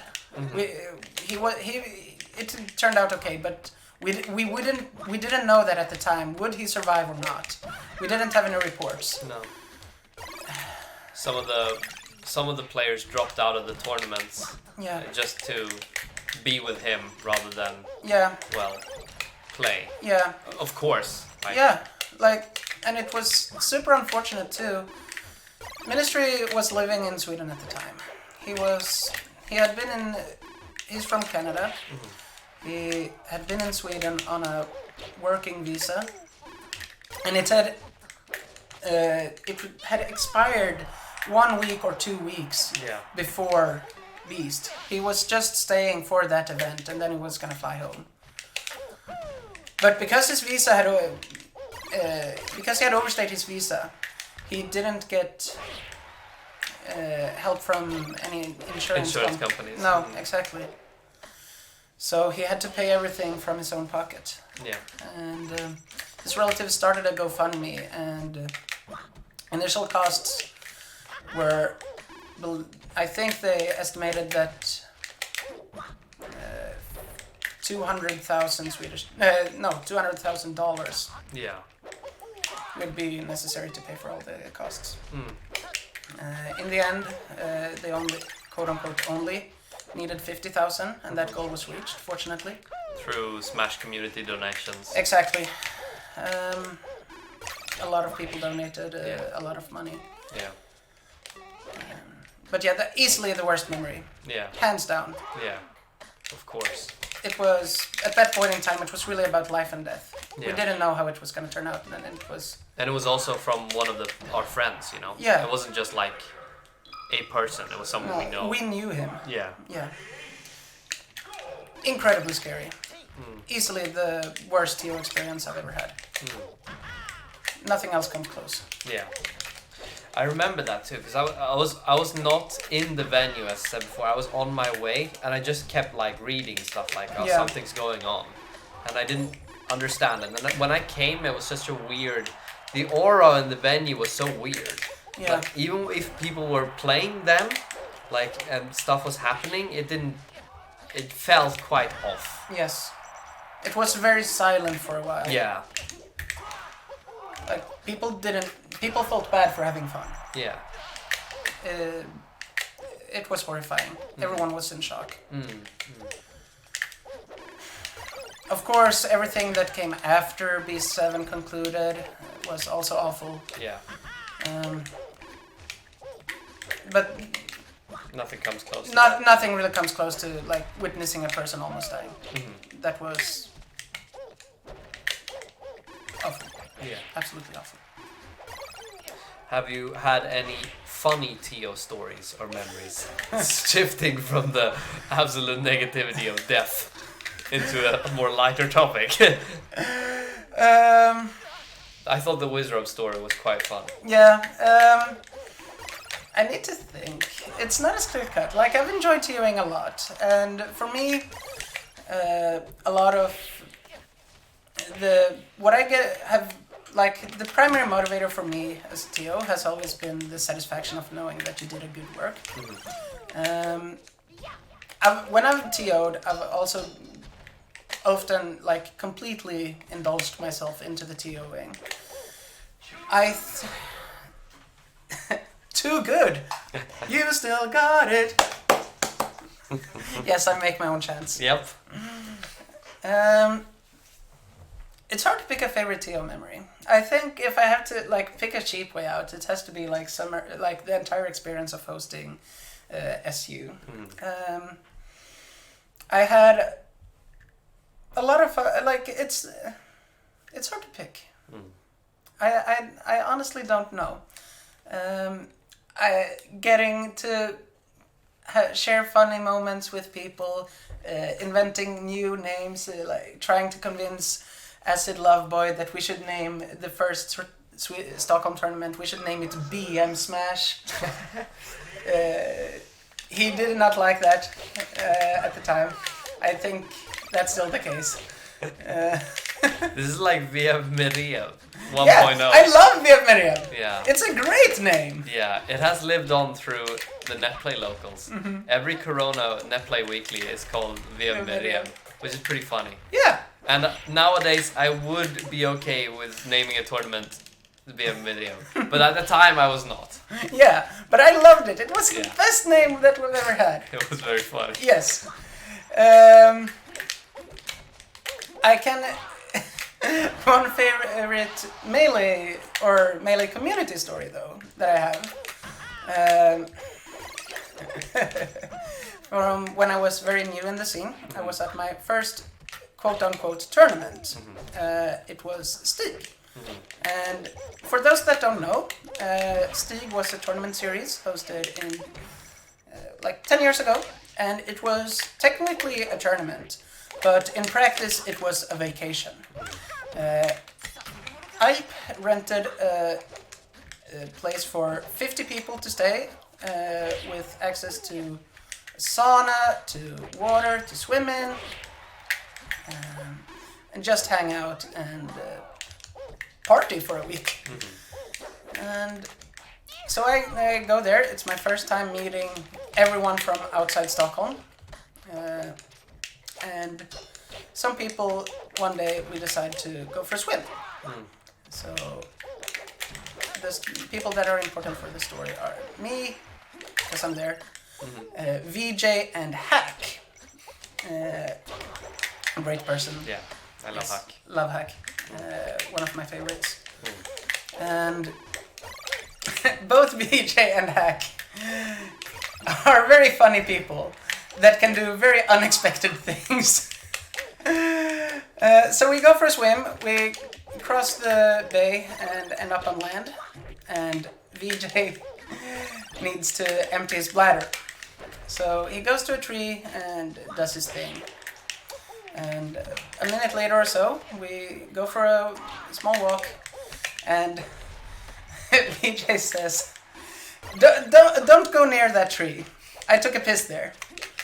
And Hack immediately goes to the tree and starts rolling around on the ground where VJ has taken a piss. And VJ is beyond himself. It's like, you're rolling around in my piss.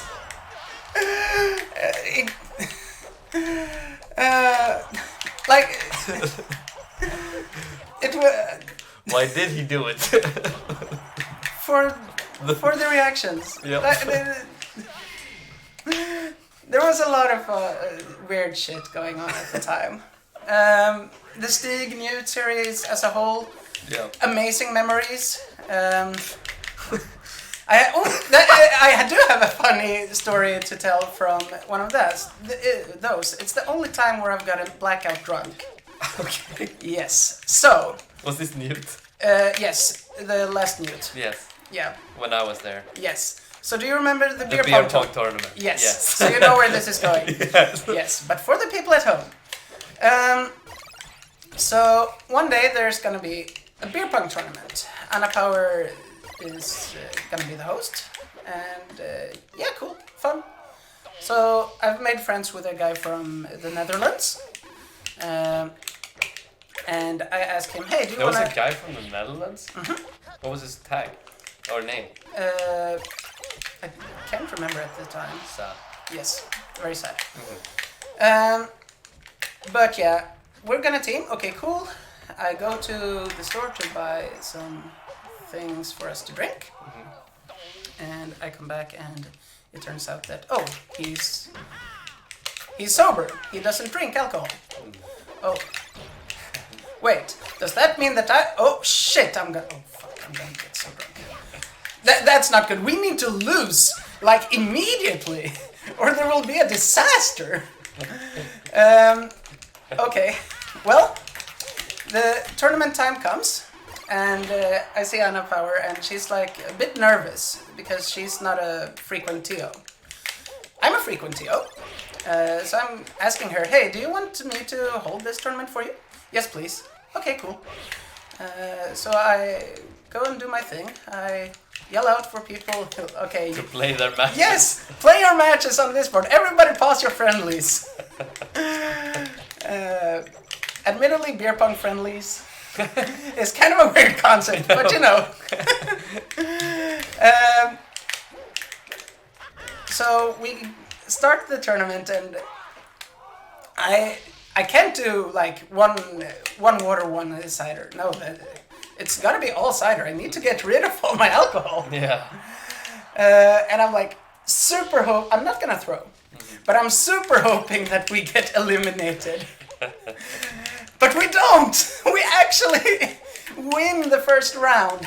And I'm like, this is a disaster. I have to drink all these 6 glasses, and now I have to drink 6 more. And I can't do water. That's against the spirit of things. So, yeah, we go on to the second round. Mercifully, we lose. But I've had 12 glasses. I'm slowly, like, losing myself, but it takes some time at least. So we conclude the tournament. Now I mentioned that Anna Power was the original host. So the tournament was hosted on her laptop.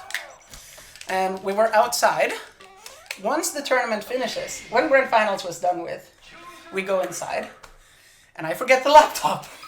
Outside. No. And during the night, it rained. So when I wake up the day after, the laptop's been like destroyed, and I see Anna Power like trying to make it come back together with rice. Yeah. Yeah. F for the laptop. After a week, it started working again. Really? Yes. Oh shit. So there you go. It does work. Okay. Yeah. Anyway, story not over.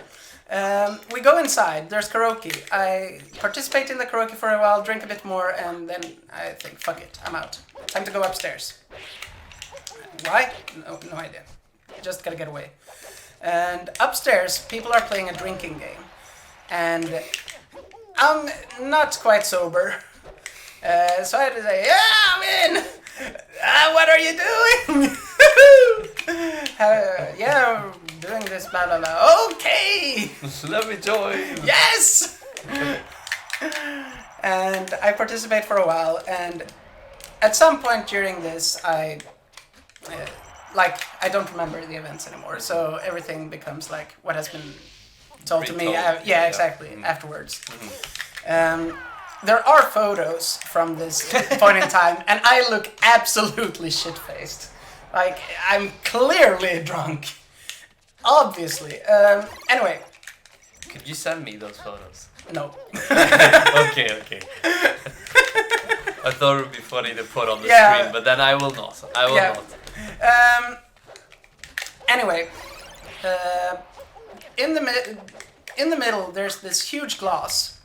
And if you roll something with your dice or draw a certain playing card, I don't remember, you have to pour some of your drink into that big communal drink. And if you rolled something else, you had to drink that whole thing. And that's obviously intended as a punishment. Yeah. But at some point, I just take that and start chugging it. And a lot of the people that I'm doing this drinking game with, they're like the old school crowd, the cool guys, you know. And I don't look like the kind of guy to do that kind of thing. That's not part of my image. Yeah. So they're like, "Whoa! I didn't know you had it in you, Isa." And they were like super encouraging me. Yeah, do it.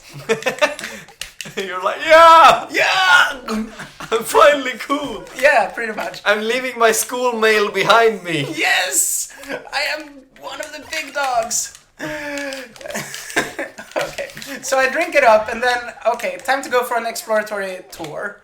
So I leave the playing area and I go to the kitchen, which is nearby, and I start removing things from the refrigerator that we have bought. So I'm like, oh, here's some soup. This is mine. Oh, and what's this? Black pudding? Half of it is mine too. And someone glitchy tells me like, hey, Isa, don't you think that it's time for you to go to bed? And I'm like, carry me.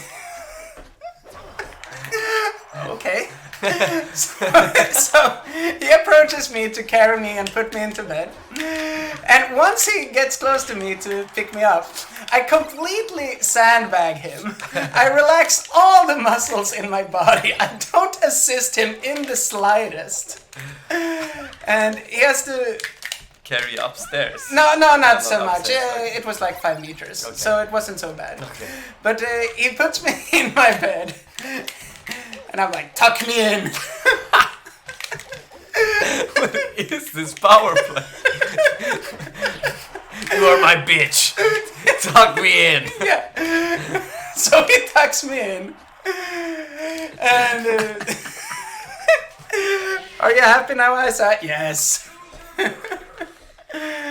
Okay, he's disconnected. Yeah, and I still hadn't had enough.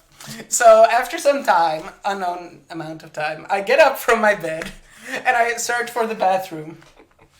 And I apparently found my way there, but I couldn't find my way back. So people found me collapsed in a corner of a completely different room. And I'm completely decked out. So it wasn't your bedroom? No, just like it, not even a bedroom. It was like a corridor to a completely different area. And at that point, 2 people just mercifully carry me to my bed and tuck me in. Yeah, no, I couldn't even say anything. I was gone. And I woke up and I'm like, oh, I don't remember anything. So I have to ask like everyone, did I do something dumb?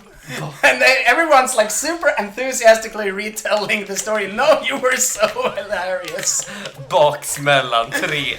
I had like puked over my bed. It was not great. Jesus. Yeah. Is that your favorite Smash memory? It's a funny story, at least. Being super drunk. Yes. So, yeah. I've never been as drunk. Yeah, that happened. Yeah. Yeah. So I think that it's not a TO story per se, because, well, it is, because I started... You started with a TO. Yeah. Of beer pong. Yeah. Of beer pong. Beer pong. Not a melee TOing, no. but close enough. Yeah. Yeah. Yeah. I think that qualifies. What was your favorite tournament you attended as an attendee? Good question. I don't know. Probably one of the early beasts. It's also possible to... No, wait. Do we call the Newt Stig series as a tournament for these purposes? Yeah, I'd say so. Yeah, absolutely one of those then. Like, take your pick, honestly. All of them were amazing. Yeah. Like, it summarizes everything that, like, makes me come back to this community. It was all about the community, nothing about the tournaments themselves. Like, there were tournaments, but nobody really cared. They were, like, the melee singles was a side event to whatever happened. Like, the whole vacation part... We had people traveling from USA, Netherlands, maybe Japan, not sure certain, but like people traveled internationally. Liva traveled just to attend this and have fun. Yeah. It was a great thing, and it hasn't been ran for the past 5 years now, but It's coming back. it's coming back. With Festa. Exactly.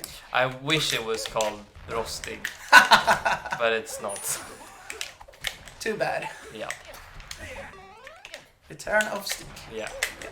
But Festa's gonna be... I'm going if I can. Well, we'll see what happens, but yeah, it's a great thing. Yeah. Just the communal spirit, you know. So easily my favorite tournament to participate in as participant. Yeah. Yeah.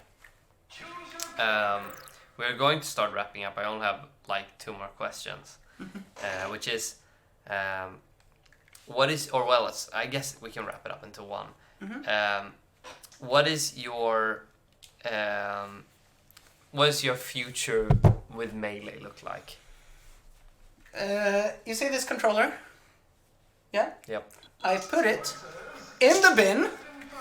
I retire from the game because I fucking hate Smash.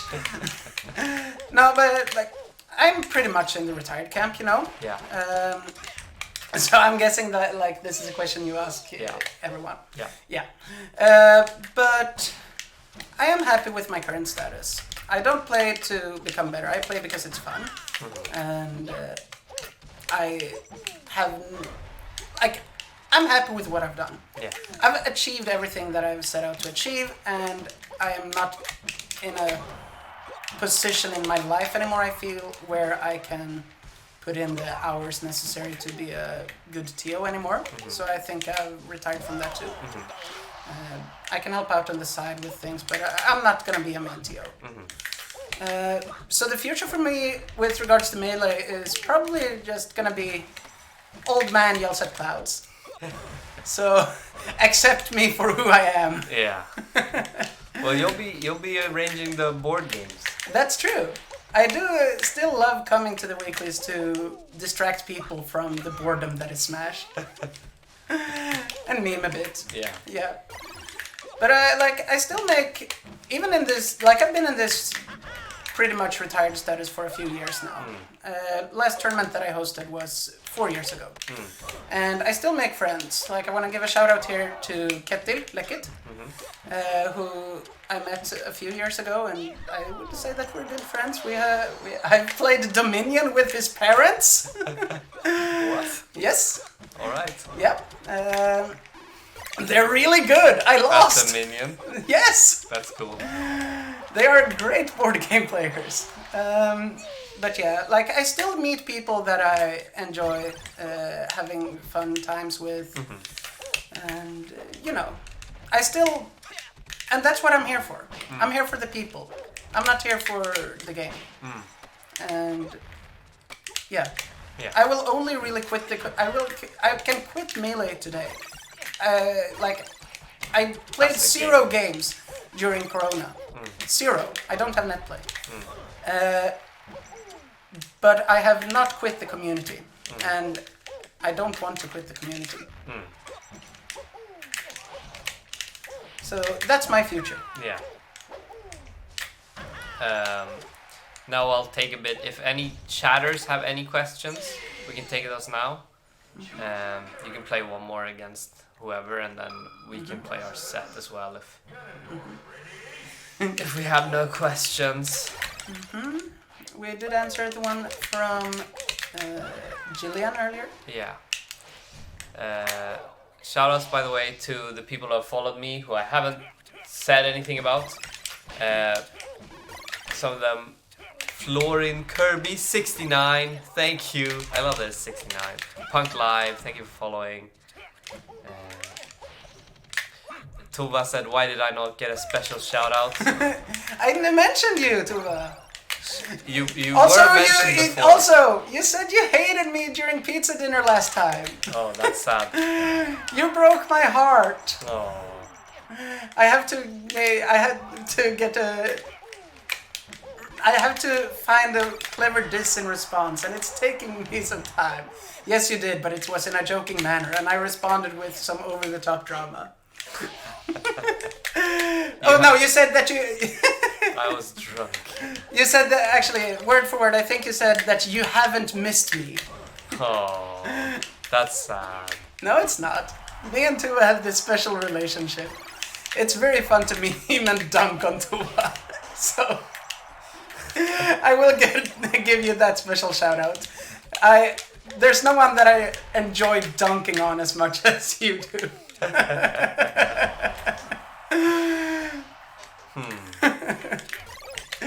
You're fine. Don't worry about it. You're like, we say a lot of things in jest to each other, and I think both you and I know that, and I enjoy that.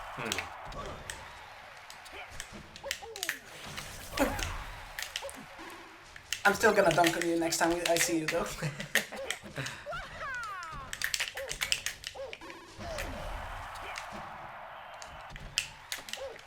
We have still not talked about how you joined the Smashboards forum and printed out the issue guides. Yeah, so in the early days of Smashboards, videos were hard to find, community knowledge was scarce. I was very enthusiastic about Melee, super enthusiastic. So in order to improve, I didn't have anyone to play with. My brother hated the game. And I went to Smashboards, I googled like Super Smash Bros tutorial or whatever. I don't remember the details. I googled something, found a static web page, and that web page linked to Smashboards. And in order to get better, you had to like do research, right? And if I can't face anyone, I have to read a lot. So I downloaded... Truly a nerd. Yeah. So I downloaded every single, or not even downloaded, I printed every single guide on how to play various Smash characters that I could find. And like all the characters, garbage ones especially. If there were multiple guides, no, not a problem. I'm gonna print both. So I had no Sheik guide, I think, but I had 2 Dr. Mario guides. I had one Pichu guide, one Kirby guide. I think I had a Bowser. Yeah, definitely a Bowser guide. Why did you print the bad ones? I don't know. I was a bad player. You were drawn to the bad ones. Yeah, I don't know. They didn't ask as much of me, I guess. But like, there were no Sheik guides, for example. Okay. Marth didn't have a guide on smashboards, but it did have one on GameFAQs. Okay. So I printed that one. Yeah, and for some reason it came out in black and white, like inverted. Okay. So the ink cartridges must have been blown away by that. So the entire page was black with white text. Oh god. Yes. Your parents must have been furious if you were printing it at your house. Some of it, but remember the school mail? They had a printer too. So you used it to print out Pichu guides. Yes. And all black and white text Marth guides. Yes. From GameFAQs. Yes. That's good. Yeah. There was I remember on Smashboards as well at the time, there was the Swedish thread. So people like mildly organized stuff there. And there was this thing that I never understood. But they wrote about Sparken. Okay. Ancient, and it was like everyone made references to Sparken. Okay, and it's pronounced like that. Yeah, I think I've learned this from secondhand sources. Okay. Obviously, no pronunciation guides existed. Okay. it was thoroughly described how to pronounce the phrase in the Smashboards post. Yeah. And you know, Kalle W's YouTube account is called Minisparken. Yeah. So, and the old school community had a lot of ancient memes, and some have survived to this day. And so, you know the term Greka, for example. Yeah. Yeah. Kom då Bamse. Kom då. Kom då. Exactly. Yeah. Like also ancient meme. Why like people played a bit from time to time on NTSC, and it was very popular to whine about how NTSC was bad. Not the sentiment I carry, of course. I would never. Yeah. But yeah, like the online forum had its charm. It was also interesting because I spoke with some people on that Swedish thread, and they were like, "Yeah, you should join a tournament soon." I'm like, okay, I'll have to ask my parents. I'm only 13. Whoa, you're only 13! You write like you're like 18. I'm very happy with myself. I learned how to read from the Pichu guide. Truly. And my school mails to IVP. I need to stop talking about that, but I think it's so funny. Yeah. I actually, yeah. I am a very funny person. It is okay. You may laugh. After this game, I forbid you to play against this guy's Scanlan. Okay. We have to finish our set. We have no more chat questions. The only chat question was a passive-aggressive comment. That's how we do it. But it was with an aggressive smiley, so maybe it was just an aggressive comment. I have haters! You know, for the longest time, I actively went out of my way to be Pipsqueak's biggest hater. So every time we would stream, I would jokingly post hate comments. Until I stopped, and now I'm Pipsqueak's biggest fan instead. That's good. And he appreciates that more. That makes sense. He thought it was funny at first. Yeah, like, yeah. It's difficult to convey tone in an online environment. Yeah. And it's especially so when there's strangers watching. Yeah. Yeah. So, biggest fan sounds like a better thing. Yeah. Tuva says she was just aggressive. That's good. Well, that means that I will have to provide the passive part. Next time I see you, I will just be silent. Observe. Yes. I'm gonna get some water. Okay.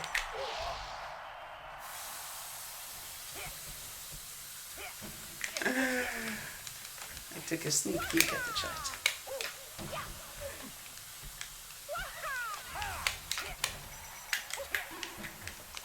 Coin spike to end the thing. The Dr. Mario Classic. You can do GG by pressing up on the D-pad twice. Too late. He gets no GGs. It was BGs. It was BGs. Okay, well, I think if you press, I think we can just do it like this. Do you want to play this matchup? Sure, let's go for Okay. it. The viewers will have to suffer. Okay. On 3. Oh, also this? Yes? You squeeze really hard. Yes? Yes? Thank you. Did I win? I think so. Great. You win the rock, paper, scissors. Let's go Battlefield. Okay. It's all about the mind games. You mind game me hard. Yes, that's what I do. I have to get every upside I can.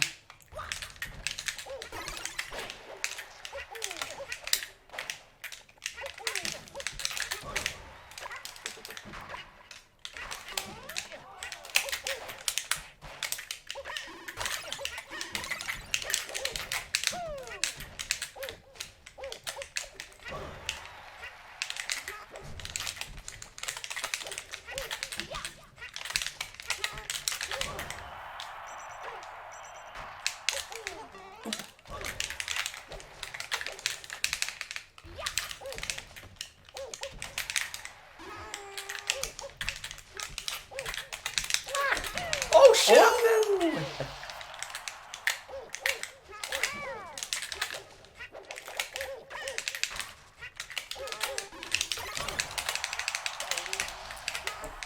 Why did you do that? How dare you?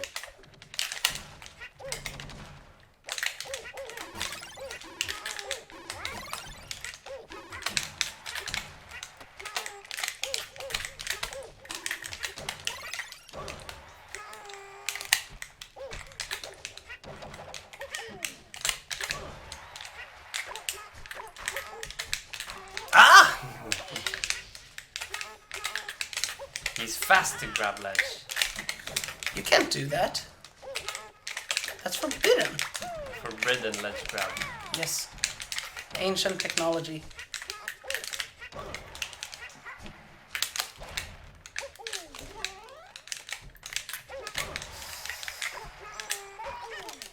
Oh, Magnetic hands. Ouch!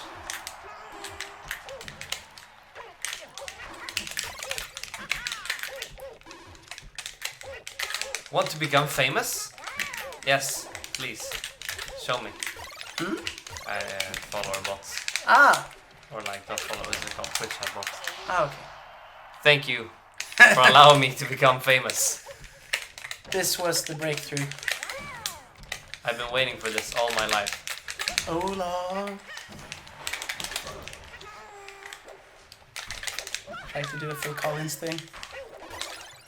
And I've been waiting for this moment for all your life.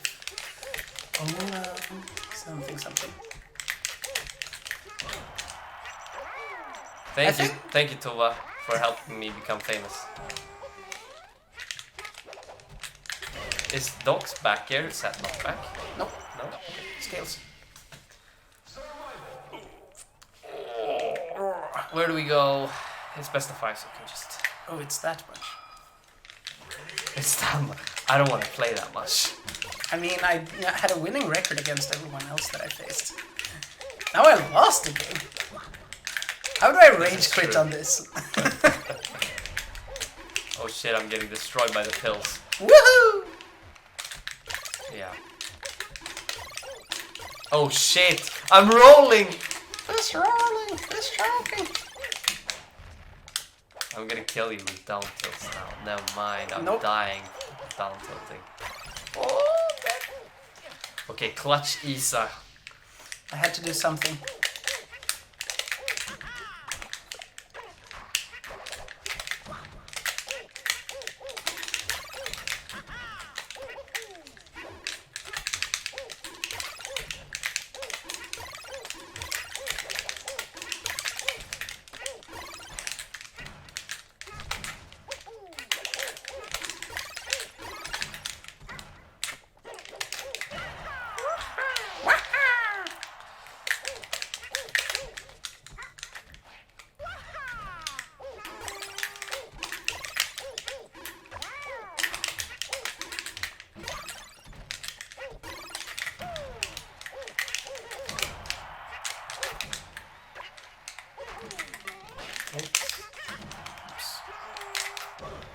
Yeah. It's Stomp. You Want can't to become do that. famous? I really do want to become famous though. On Sykablatt.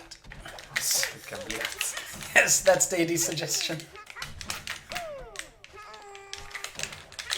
Ah.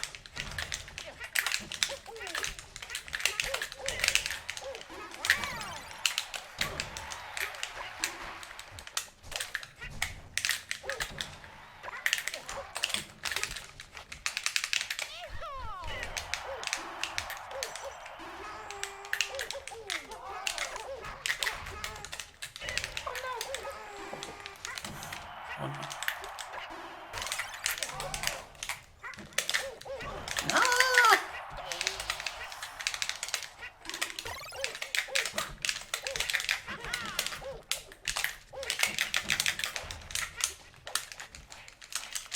Don't back throw. I will back throw. Yes! You died upwards even. That's true. I did a bit too hard.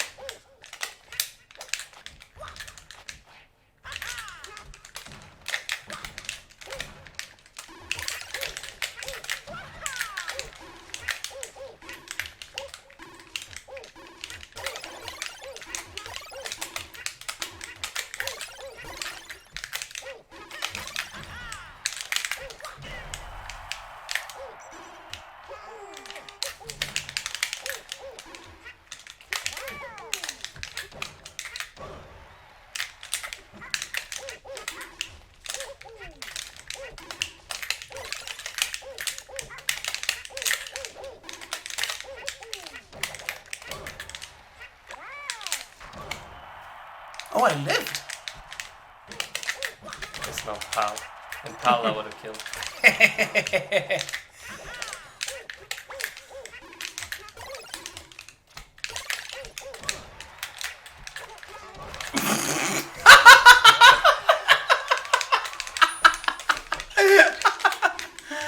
You're toying with me. I'm dying though.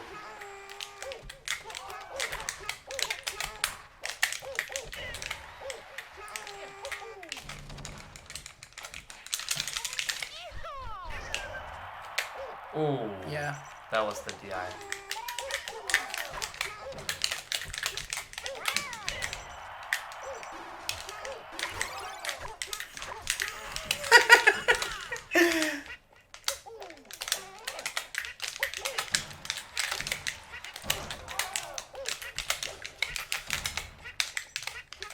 Oh no! That was it.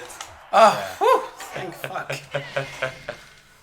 That was almost the Yoshi comeback of a lifetime.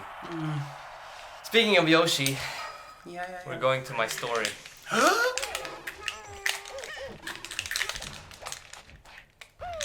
Backwards grab into Phantom Pummel. That's Oh. what we do now. Was that a phantom pummel? Yeah, you took 1%.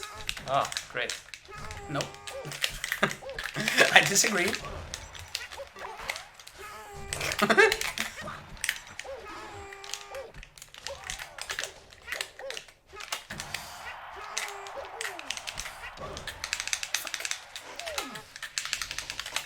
Super Mario! Never mind. It was only fun when you're not getting hit. That was Super Mario 64%. Ah, I almost reached it.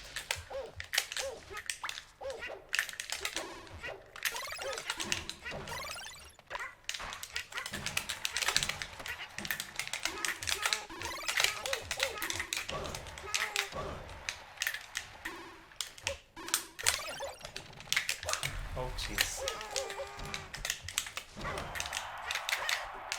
Oh,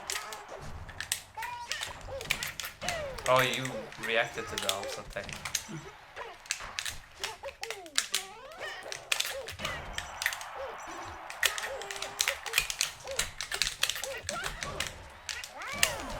what? We take those. No way.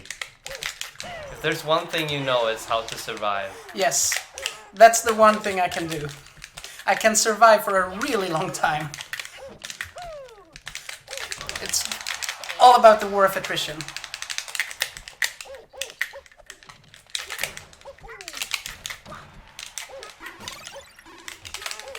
There was a YouTube video back when I was on Smashboards only that was called You Must Recover, and I loved it.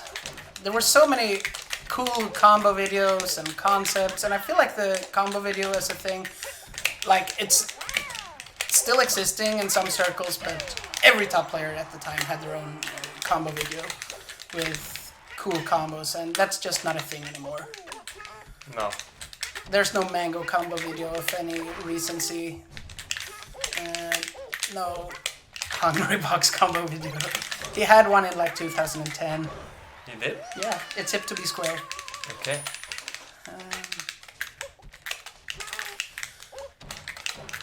I know that Sane actually dropped a combo video recently. You cannot. That deserved a taunt. Yeah.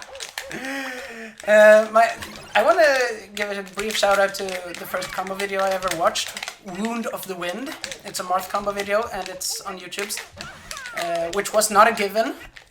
You had to download a lot of videos instead of like YouTube barely existed at that point in time. But I recommend it. It's Wound of the Wind, and there's music from Berserk playing, so that's how you know if you found it. Not that there should be many. There should be exactly one combo video called Wound of the Wind from like fuck. If there's more, I'll be disappointed. Remember? Yep.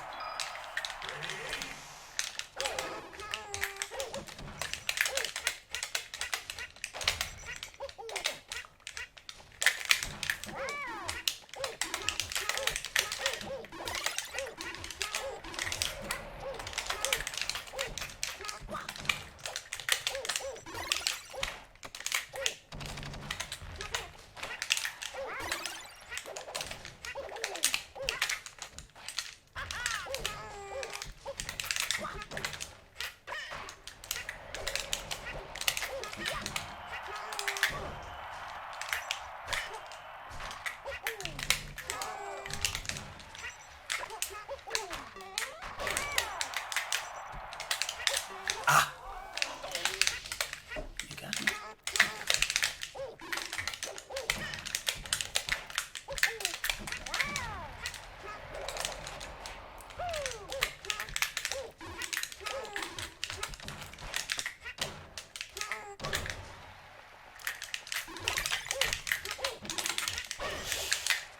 I got caught off guard. Yeah.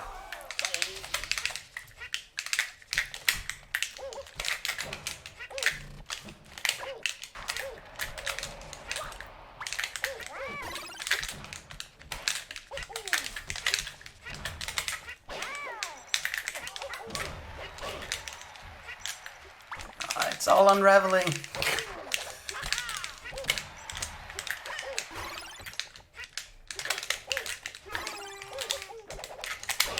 Wow.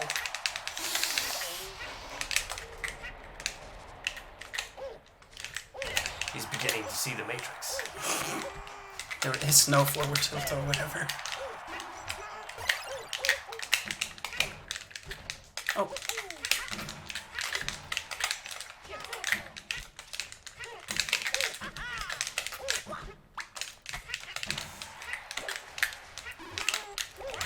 Oh, no. What a hitbox. Whew. Okay.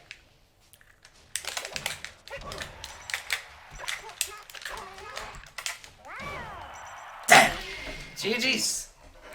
Thank you for coming to the show. Thank you for inviting me. All right. We're leaving now, all 6 viewers. Thanks for watching. Thank you for tuning in. Hopefully I'll be doing more of these in the future. This was number 9. Start thinking about who's going to be number 10 already. Send your invites in a private message. Yeah. Send your applications to me and I will go through and see who's worthy. I might already have a guest plan for number 10. But yeah, we'll see. All right, see you guys next time. Take care. Bye. See ya.